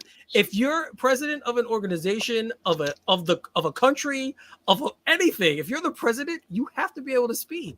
So let me ask this question. Is it fair to say that people get law degrees and don't practice law? Oh, of course. Yeah. So is it fair that he went through the process of getting his law degree but never actually stepped inside of a courtroom? No, but like John says, he negotiates contracts Agent. for a living. And that's fine. So he's probably that awkward, probably just as much as he is He awkward. wouldn't get any deals done that way. He writes it down on paper and slides it across the table. He signs it. He signs, right? Hey, Greg, imagine you're a player then. You're going in to go pick out your agent. You're going in this guy, and this guy comes off as awkward as he does in an interview. Are you signing with this guy? Not me. Way. But clearly he's made it work. Because look at his roster. Look at the roster of players he's had. So what is his strength, though? What is his strength? What are we talking about here? Think about. It has to be negotiating. Is his yeah, he's negotiating what? But what is he negotiating? Contracts. Salaries, contracts, players.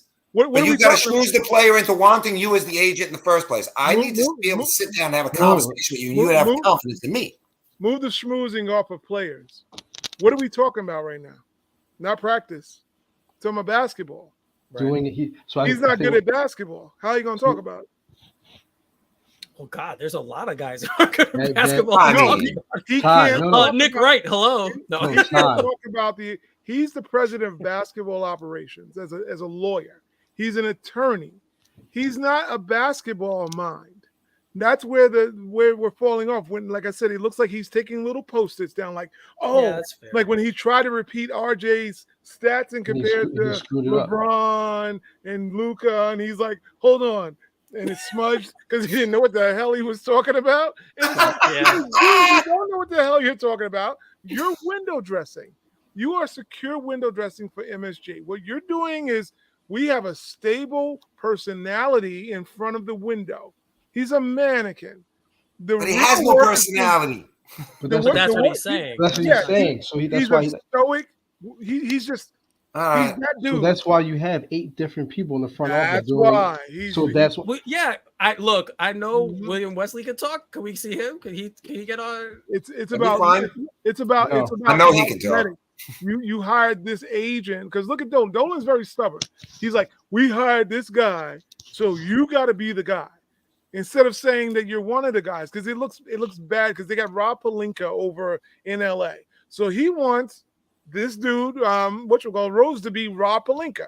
He's the face. He's running it. When we all know, from what they say, Wesley was the guy, always the backbone of that tandem. He can't roll Scott Perry out because then why do you have Leon Rose there? If you're going to wheel out Scott Perry, why wheel out Wesley if you don't? Look, he has Brock. He's assembled a team. He's like the Avengers. Really, he's like more or less Nick Fury. That's what he is. You put a patch on him, he's Nick Fury. He's assembled the Avengers, but he doesn't have any superpowers. He assembled the Avengers. That's really what it is. And I think that's what he's done. Best cap dude, one of the best. Walt Perrin. Back office dudes. He's assembled a bunch of guys that help him do a great job. He's an assembly. He's like a general contractor. He's not putting a nail in the wall. He's just hiring people to overseeing it. Yeah. He's an overseer. That's why he gets for basketball. He doesn't know it. He went out and got the best people. So well, then, like Eric said, have somebody else talk. Yeah, somebody should talk. That's Dolan. That's Dolan. I want it. Well, yeah, but because it happens in other sports. Like there's sports where you have presidents and then there's GMs, and the GMs do the talking. Like there's like when Bill Parcells stepped down from the Jets, he was still the team president, but he wasn't the GM anymore. So Mike Tannenbaum took over, and that's who would talk to the media. So like there's been teams who have done this before in other sports. I just think it's very, very it's a disservice to the fan base to not have someone from the team speaking. I agree. And if it's not going to be Leon Rose, then like I've said before, give me somebody. Give me Scott Perry. We know him. He's talked before. He's Thibodeau right now. Yeah, but exactly. And that's a problem I have because he's the head coach. Yeah, he's the bad thing. He shouldn't have to answer for questions from the front office. He should have to answer questions about the team, what he's doing with the team, the direction of the team. Sure, all those are valid. But he should not have to answer personnel questions. He should not have to answer questions on trades. That's not the head coach's job. And this is the issue that we have in this area with this team. No other team does this. Look, if any team should do this, it's the Jets. They have been a mess for years. I would be shutting up at every turn if I was the Jets, because I'd be like, look, we've been sucking for so damn long. We don't need to talk to anybody. I just want to shut my mouth.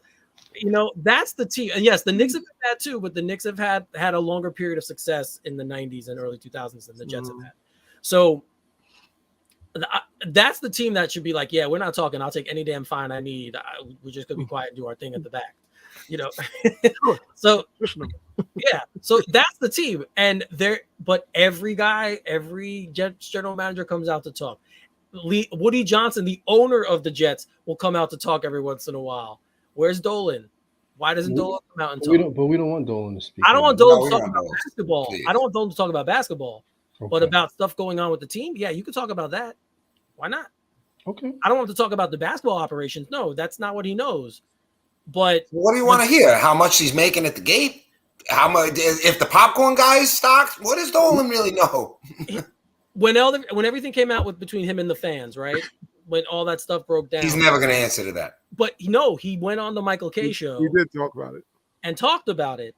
He didn't answer. He didn't really give great answers, and Michael Kay really pressed him, and he was kind of just like pushing them off to the side. So Michael Kay eventually stopped. But he did. I gave him credit for that one time. I think everyone was kind of like, look, you need to get out in front of this because it looks worse than you think it does.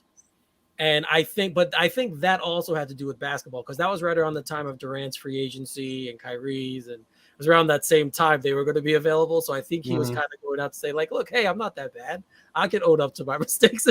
I can talk about this stuff. It didn't work. But I think that was more strategic. But yeah, I mean, I could talk about this problem all day. I mean, I'm not part of the media, but I respect their role in sports, at least, because they're really the only conduit fans have to the team. So when it comes to sports, I respect the media's role, and I really think every team should have to speak to the fans through their front office. Again, I don't care who it is, but somebody in the front office should be able to speak. So I just wanted, again, give a few minutes on that. It took a little longer than I thought, but we're passionate about that. Yeah, we are. And no, that was great. Like, that was a great conversation, guys. That was fantastic. So, all right. So let's go into a general NBA news roundup now. We're going to talk about things that have been happening around the league. I think, unfortunately, 2 drama situations happened in the past month. It's probably been the past 3 weeks. And we'll start with the Robert Sarver situation. This was an ongoing investigation that the league was doing into things going on in Phoenix with regards to Sarver's activity and sexual harassment claims and how he runs the Suns organization. So after the investigation, the NBA obviously came down and suspended him. They did, right, for a year? What was it? 1 year. 1 year, right. So they suspended him for a year. And now the fallout is coming that he's trying to sell the Suns. Like, that's the latest bit of news we have. So I'll turn it to you guys. From what we know from the situation, did you think the penalty was correct? Too harsh? Not harsh enough? Should he have gotten the Donald Sterling treatment? I'll throw that in there as well. Ty, go ahead. Start out. I think the Donald Sterling treatment was probably apropos because it was the standard set for someone misspeaking about whether it was, ethnicity, or in this case, it was ethnicity, and I think females also, degradation. So, I mean, it's. I know it's harsh to say that it takes someone's franchise from them when they're clearly, they've invested in this and et cetera, et cetera. But conduct is important, and I think the NBA set that precedent with Donald Sterling. I mean, talk about a guy who's in his own privacy, who was swearing up and down he was having his own conversation, not knowing he was being recorded. Yeah. Wiretap laws. Yeah, I mean, there's all kind of just bad juju when you look at it, and he still lost his team. It wasn't like he came out publicly and said these things, and they're like, "Oh, get rid of him." He's a racist, whatever. This is in the privacy of his own, partnership, whoever he was with, and Sarver obviously has a pretty bad track record if these accounts are true.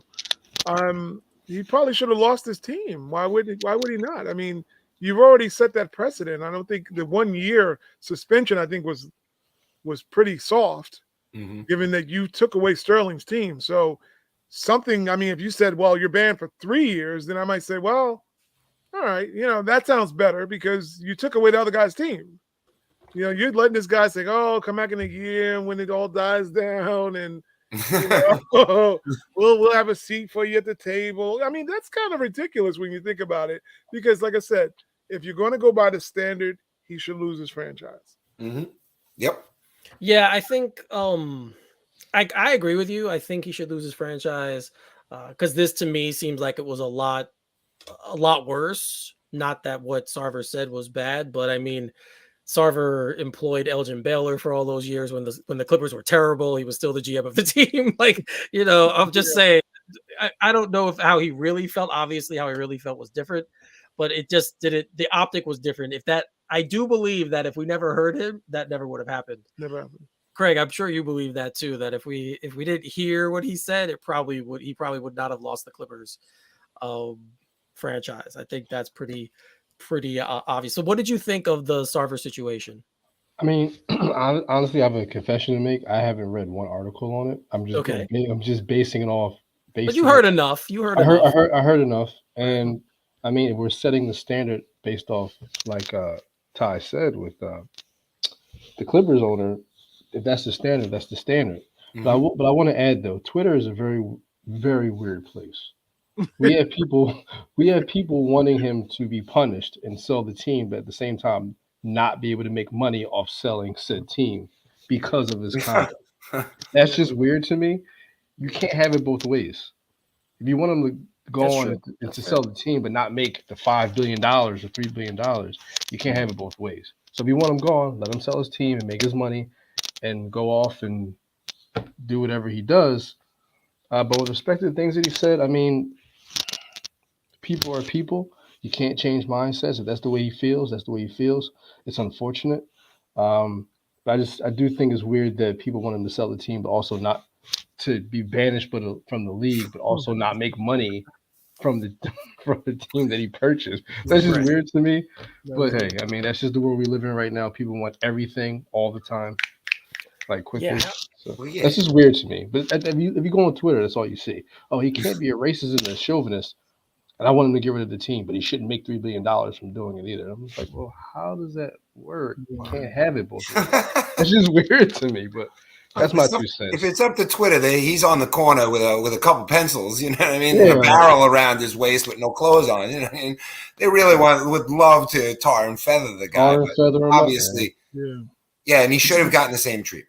But there's no way that this should have even been we'll play around with a year. This should have been automatic. Look, this is the punishment for this. We've established this already. We've been through this whole thing. Bye-bye. So you're out. And that should have been that. I mean, I don't understand why they even flirted with the whole year thing. Everything has a code of conduct. So if we're going to set it set the Sterling standard, then force him to sell, let him make his money, and go somewhere else. Absolutely. Yeah, I mean, I kind of agree. I'm there, and I do think that if we had his voice on tape somewhere, that was what would have happened. I've always maintained that that's why Sterling was forced to sell, was because there was a tape recording of him actually saying these things. Yeah. If we had that from Sarver, I 100% believe he probably would have been the same. It would have been the same punishment. But there's wiggle room there, because at the end of the day, what it really boils down to is he said, she said. In this case, and it's all about who you believe. Now, when you have 25 people saying one thing and one saying the other, it does kind of weigh heavily in that favor, towards those people's favor. So I do think there probably was enough there, but I understand the ruling, I guess. And also the NBA, the commissioner, what's his name? Adam Silver is the commissioner of the NBA, and he does oversee, and this all falls under his purview. But commissioners work for the owners. That's how this works. They pay his salary. He's not Stern either, though. David Stern would have been like, no, this is most likely would have been gone. But David Stern saved the NBA, so I feel like he has a lot of people. They gave him a lot more leeway. He had the cachet to do that. Yeah, so he had the right, exactly. He had the cachet. I got a question for you though. Sure, go ahead. Being the paralegal that you are there the wiretap laws in California? What's the precedent for that? Because if I'm Sterling, if I'm David Duke or not, I don't care if you have me on tape. if the wiretap laws are there in which you has to be two-party consent, I can say what I want because I'm not agreeing with what he said, but there has to be a standard there. You recorded me without my consent, and now I have to sell my team because of a private conversation. So that's why what's the I'm sure the statutes are clear. Like as you say, I'm sure there's a standard of statutes there, but there also might be case law that change that statute. I don't know. I don't know the situation, but He I'm didn't go to assuming jail. I mean, No, it he didn't wasn't go to like a jail. jail case. No, It's not like no. he went to jail or you use that as evidence as any sort of No. trial or anything like that. Basically, people listen to the tapes. Whether why does the tapes have to be legal if you're not using them in any sort of legal discourse? That's kind of where I was going to. Yeah. The fact that the tapes were made public, that was kind of the coup de grace. That was kind of it. That was kind of like, yeah, okay. Now everyone heard this. It's not just we heard it in some office somewhere. Everybody heard it. So he well, for all I know, he did countersue and get money from the tape. I have no idea. I never followed up on it. But because they were able to enforce it is because of the court of public opinion. He lost. And it would have looked terrible on the NBA in a league that's 95% African American. I think might even be higher than that. Might be higher. I think that would have been a little bit worse of an optic if they just suspended him for a year. So it also makes me wonder whether or not likability might play a part in this. Yeah, I think Sarver's liked. No one likes Sterling. People probably heard the old boy mentality. Way too many times, and due to that, they were like, "Oh, we can get him out. We can get him out. What's up, Let's John? force him because it takes a collective to force these guys out. It's not like, I would think that the whole ownership group would have to say, yeah, he's bad for business. So Sterling probably was an easier sell as opposed to Sarver. They just probably said slap him on the hand because his team is not terrible. Well, that's the other thing I was gonna go. The Clippers were bad for a long time. Terrible. Make the Knicks look like the Celtics. That's how bad the Clippers were. And the Suns right now are one of the best teams in the NBA. So I think that also might have played into it. They don't want the drama surrounding the team. Monty Williams is an excellent coach, so they don't want drama surrounding him. I think a lot of that had to go into this decision as well. I don't know the full reasoning. Silver was kind of vague on exactly what standard they went by. But we'll see what happens if he does eventually sell the team. I think a lot of people in Phoenix hope he does. He's notoriously cheap. Yeah. So I think a lot of people in Phoenix are hoping that. And speaking of 1-year suspensions, we have another one to talk about. Okay, so Celtics head coach Ime Udoka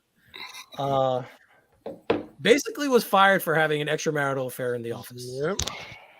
Now, again, this is a team code of conduct, as Craig wrote up before. There's a code of conduct within the Celtics that you're not supposed to date, have relationships with fellow coworkers, whatever. I've worked at places like that before too, so I'm not going to say that it's foreign to me because I've heard that before. The one thing I want to say first is, why were you guys open about it, Ime and this woman? That's my first question. Like, why did you do stuff in view of other people? That's number one. But number two, I have a hard time with this one because it just doesn't seem like enough to garner a suspension. And I don't know what else is there. That's the other thing. We don't know what else is there. Now, Ty, you shared with a video earlier in the week of Matt Barnes, who went on air the day before, kind of spoke one way about the situation. And then not 24 hours later, he got back on and changed his tune. Right. So that tells you there's something else going on behind the scenes that we don't know about. I'm assuming there might have been, maybe physical altercations involved behind the scenes, maybe some mental manipulation going on, maybe stuff where, but suicide attempts or whatever. And I don't know, but it just seems like a bigger deal than what we know right now. So really quickly on this situation, John, what do you think about the situation? Do you think this punishment was correct or too harsh, or what's the deal? There has to be more to the situation, like you said. I'm very surprised this came out so publicly. I mean, but from what I heard in private, he was, given the opportunity to like cut it off and make himself look better. And he was basically like, nope, not doing it. You know what I mean? So, I mean, he made his own bed. He knew what he was getting himself into. They warned him. They told him, cut this off. We'll cover it up. Nobody will ever know. And then, but when you just hold your ground and basically said, nope, I mean, it is what it is. He made his own bed. He's going to have to lie in it. I just wish it was less public for his sake, for the team's sake, but it's Boston. I don't mind anything bad happening to Boston. So, all right. So the follow-up to this story, though, is, this is the interesting follow-up part, is Joe Mazzulla, who was on the staff, who they hired to replace, also has discretions in the past. Yep. Indiscretions in the past, right?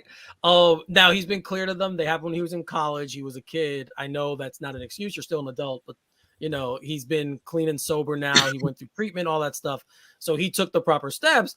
But it does kind of seem a little odd that was the direction they went after this situation. So, Ty, we've spoken about this a little bit off air, obviously.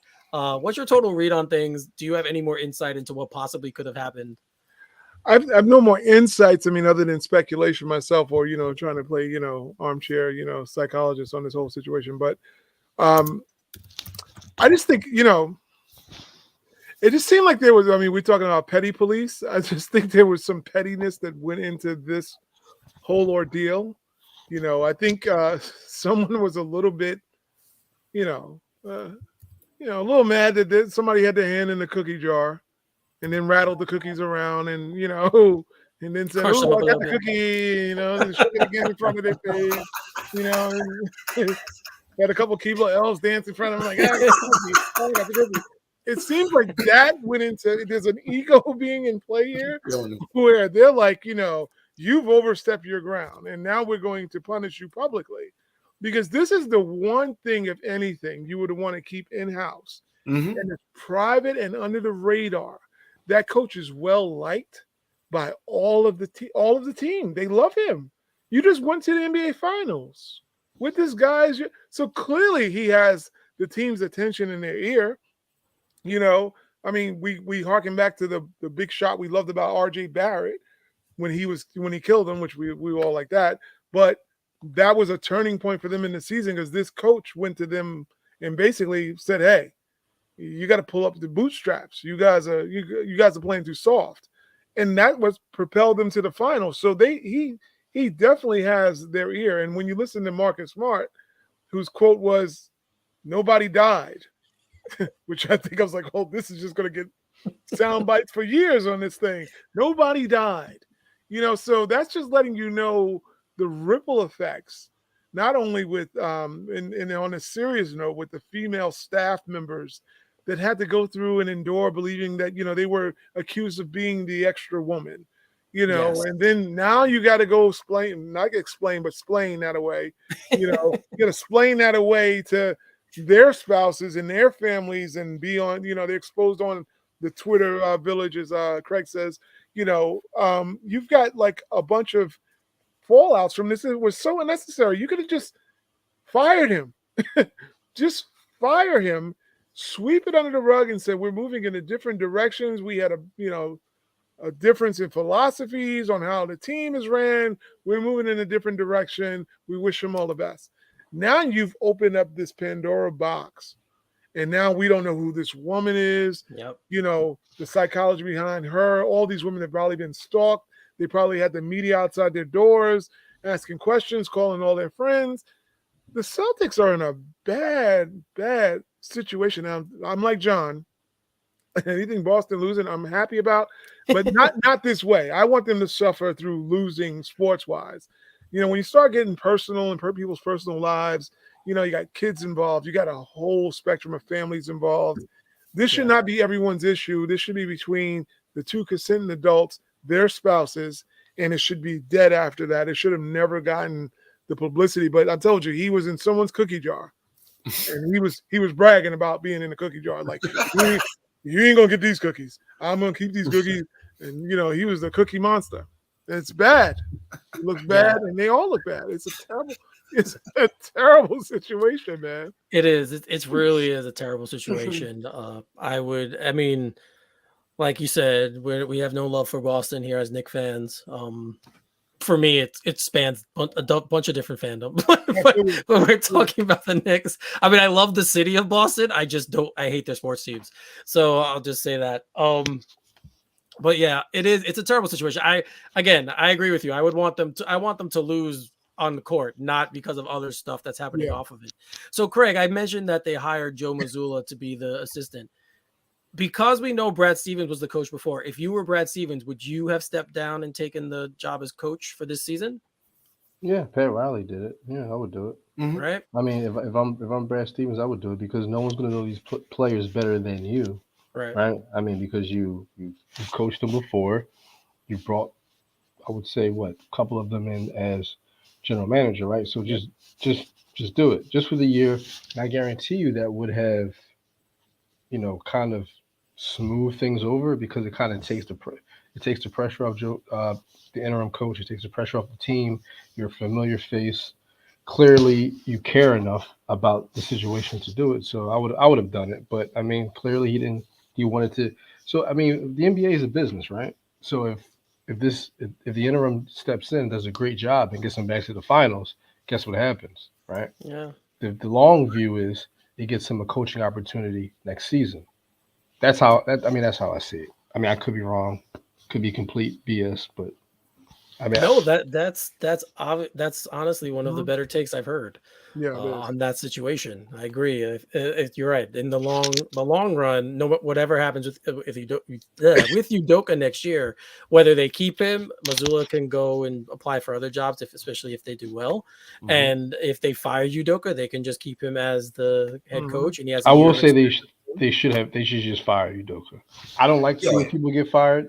Based on my previous profession, I don't like seeing people fired just because. Right. Especially because Boston hasn't handled. They may have jumped out in front of it, but I still don't think they handled it well. We still don't know what happened. Yep. We've seen how ESPN handled it. We see that Matt. This is why I have a problem with the media, right? Matt Barnes, destroyed this guy, and then the next day you come back and apologize. It's like that old Denzel video, right?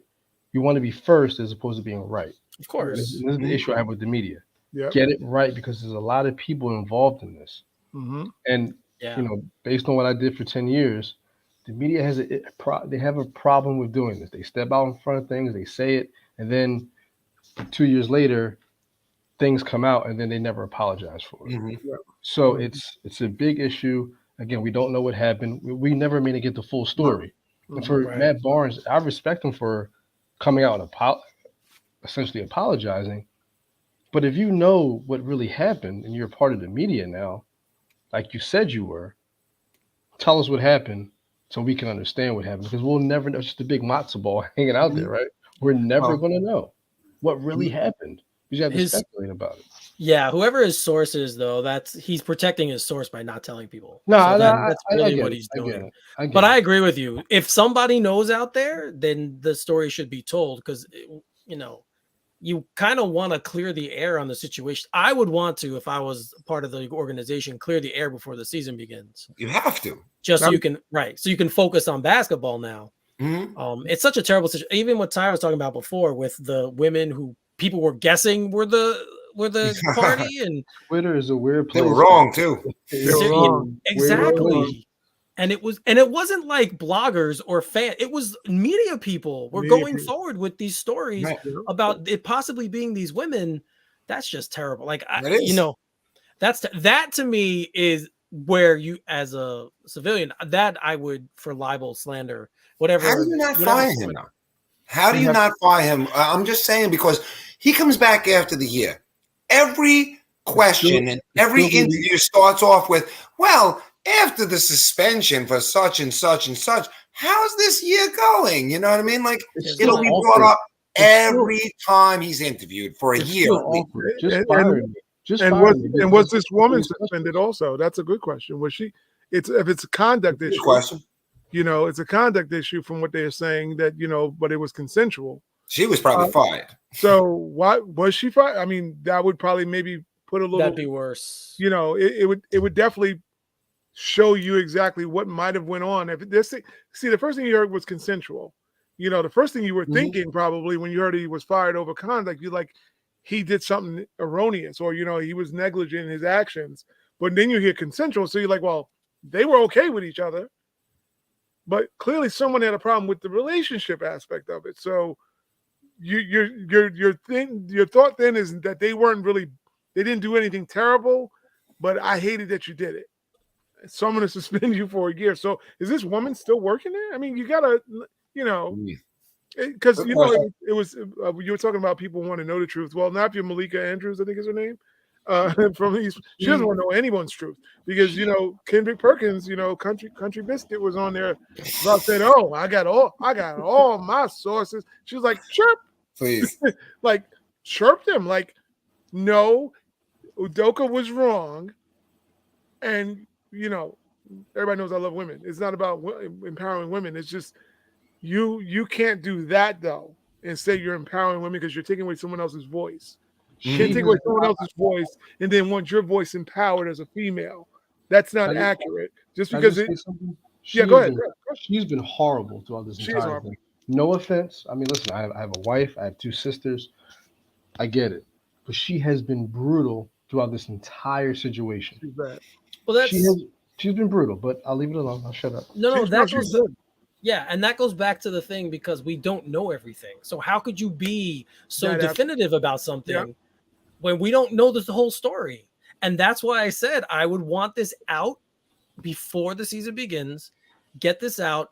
I don't care how you leak the story because this was leaked by somebody within the organization. So leak the story through the same person some way and say, yeah, this is what happened. Don't go on record. I don't care how you do it, but get the real story out there as long as it's not something terrible where it's going to make either party or their families pull them into a worse situation.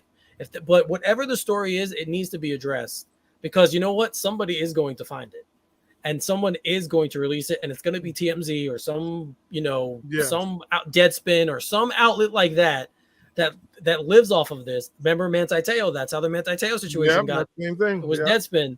So, you know, get on top of it. You've been smart so far, going out in front of it, addressing it, you know, saying it happened, and whether you agree with the punishment or not, punishing Udoka. I'm sure, like you said, I'm sure this woman got suspended too. I can't imagine that would be a terrible optic if it was just the coach and not the other party involved getting suspended as well. But yeah, you want to put an end to this before the season because then you're compromising Missoula's coaching status. If you don't do that, you're compromising the team success.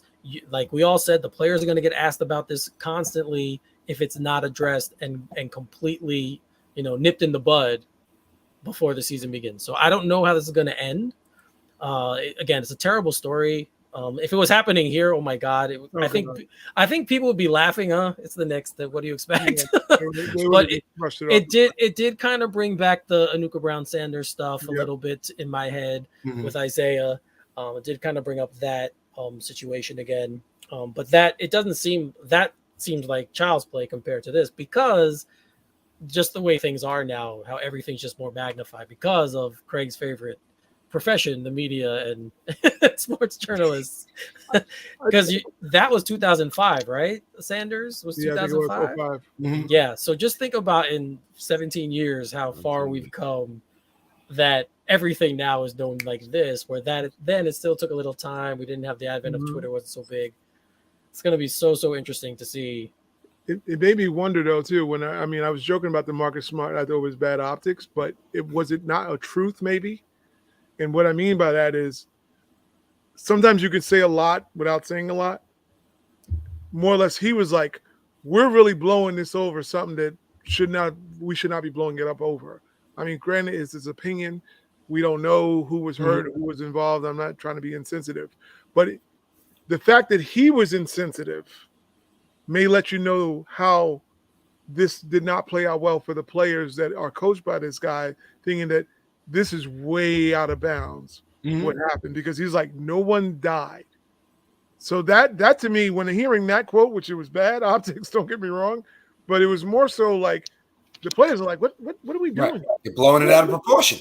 Yeah, what are we doing here? We just came from the finals and you pull this. That's the way if I was reading in that it sounded like more or less like I think Jason Tatum also came out. He was like, I learned about it through Twitter, like everyone else. Like, it's like these guys are like already tired of hearing it. So it's like they're in a bad. Boston mishandled this completely in a Right. terrible What's the manner. player's view now of the organization? They Like, already really? had a bad view. I'm gonna do one light thing, and they're gonna light me up in media. I mean, like, I don't know if you want to stay for that. But listen, you got to go back to our favorite dude in Brooklyn.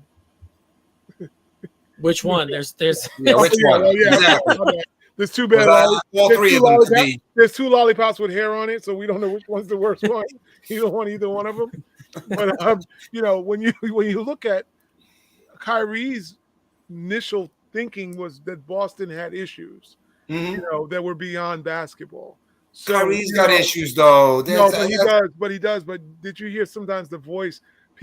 Some of the players didn't dislike Kyrie. They talk high about Kyrie. Like, he was blown out of proportion with how they dealt with him. Who knows if all these things, these echoes that we're hearing, like I said, they didn't want Brad Stevens coaching him. That was why he hasn't come back, to be honest. They talked about that big time. Like, he had burned his last voice with them. They didn't want him. Right. So, but my point is that the players are thinking, their mentality is like, this is Boston stuff going on. Like, this is outlandish stuff. There's always been some outlandish stuff, and they might be viewing it as a racial issue. I mean, you got a lot of, I mean, that's what I'm saying. Like, Kyrie's an idiot. Don't get me wrong. I don't give him no credibility on anything, but that doesn't mean that what he might be mentioning is not the atmosphere that some of the guys still feel in the locker room. They were not mad. Ainge got pissed. He was pissed at the players for not wanting to check Kyrie in Boston. You got to remember that. He got mad. He's like, Tatum should have, basically knocked him on his, arse, and, he stepped on that leprechaun and they didn't want to do anything. Was that him saying something about Boston that the players agreed with? Yeah, I hope Boston, they all agree. I'd love me some Jaylen Brown in 25. Oh, I hope Jalen's like mad. Jalen's like, well, this is what I've been going through every time. I'd love me some every Jaylen year Brown. They're trying to trade me. I'm like, well, good. You can come to the Knicks. Come on down. Come to the Knicks. Boston, especially with the history in that city with the NBA, right? It's definitely something that could be the underlying tone of the locker room. Yeah, you're 100% correct. I didn't even think of that, but you're 100% correct. That's a very, very good point. All right, so let's go back to basketball before we wrap this show up. We all have talked about this offline, what our prospectus is for the Knicks season, what we think we're going to get from them. We dissected it a little bit tonight, but let's put a number down. So I will start with you, Craig. First, give me the record and then what you think that puts them in the standings. Where you think that puts them in the standings?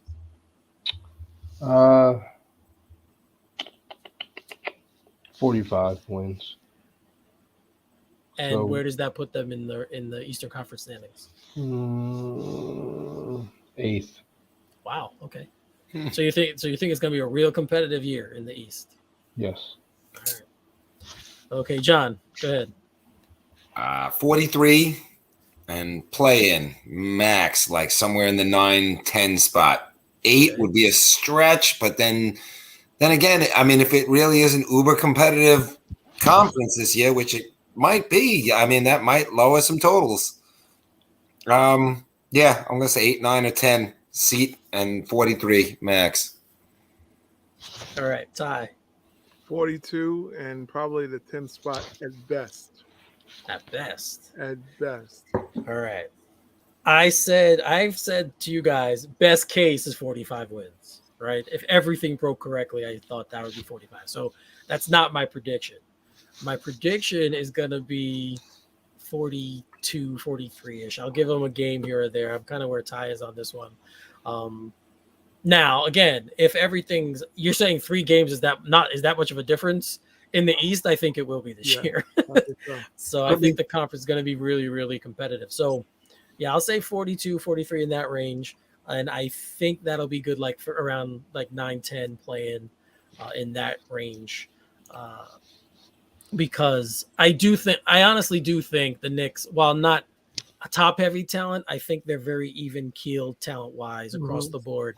And if they play together and they play, they whatever you think of Tibbs, if they play his style of defense, well, I do think they can surprise some people and win some games. So that's it. They won 37 last year, right? So we're only talking about a 6-game improvement. I don't think that's too crazy. Craig's talking about the 8. So the 8-game improvement. So, but you know what, dude? Chicago. Yeah. Lonzo might not play. Miles Bridges dealing with his problems. He's not going to play. He's not there. Boston. I mean, if how long this takes to long so it takes. I mean, Jalen Brunson himself, they won 37 games last year. He can get them 3 games. Yeah, I'd say 40. That's so 5 more games. I don't think it's a stretch, but right. If RJ improves and Obi improves, right. No, like I said, best case, right? Before.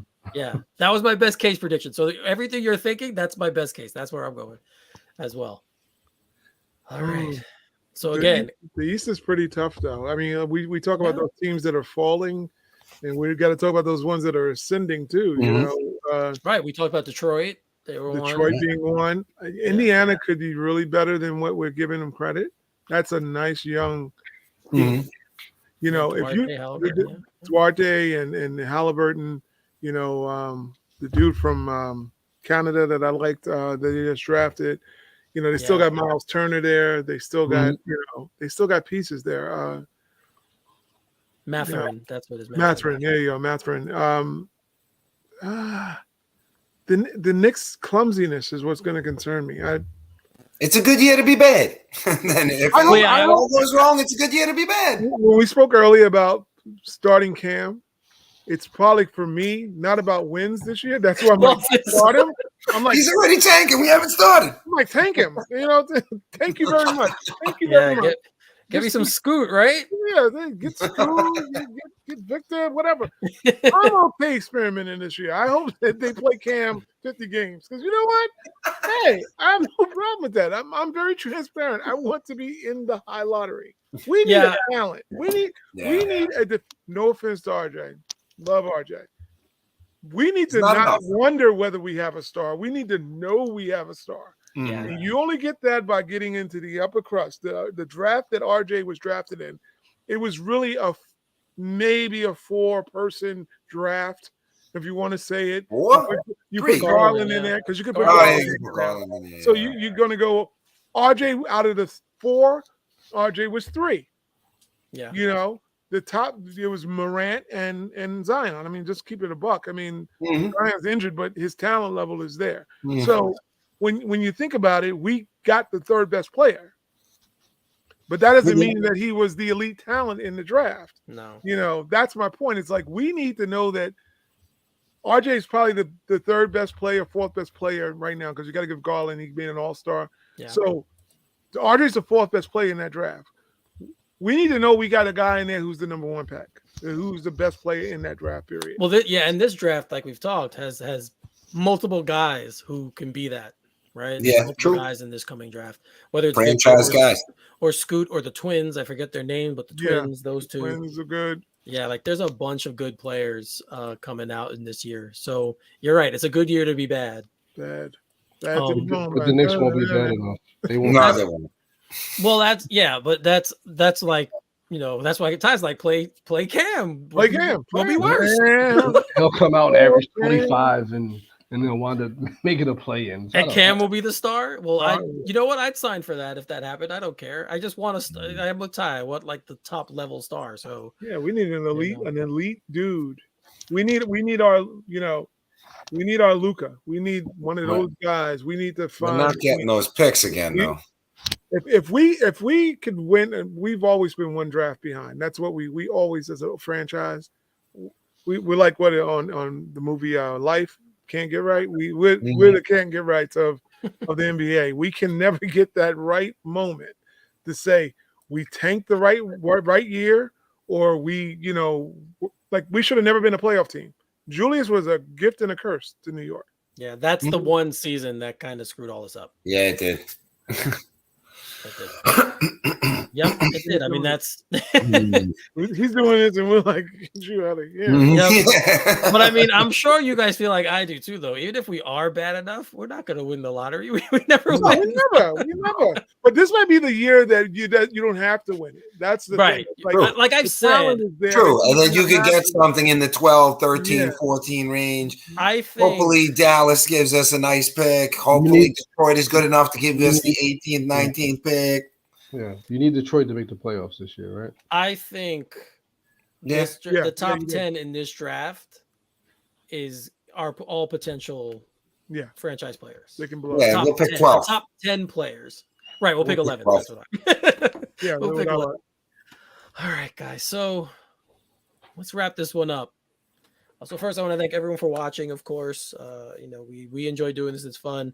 We'll be doing this on a more weekly basis going forward. Maybe not next week. It depends on when is the first preseason game. It's the 4th, but that is. Hold on a minute. That is Tuesday. All right, so it's Tuesday night. So yeah, this would actually be perfect. Following day. So next Wednesday we could come out. We could talk about the first preseason game. That show will probably be shorter because it's just going to be condensed to what we know about camp and that first game that we see them play. So that game that the broadcast will be shorter. But yeah, we're ready. We're here. We're going. Yes, we're pushing forward. We're going to be here on a weekly basis, discussing the Knicks, discussing the news of that week, and we're going to bring it for you. We hope you guys enjoy watching us because we enjoy talking about this, whether we talk about it here with you guys or the day amongst ourselves.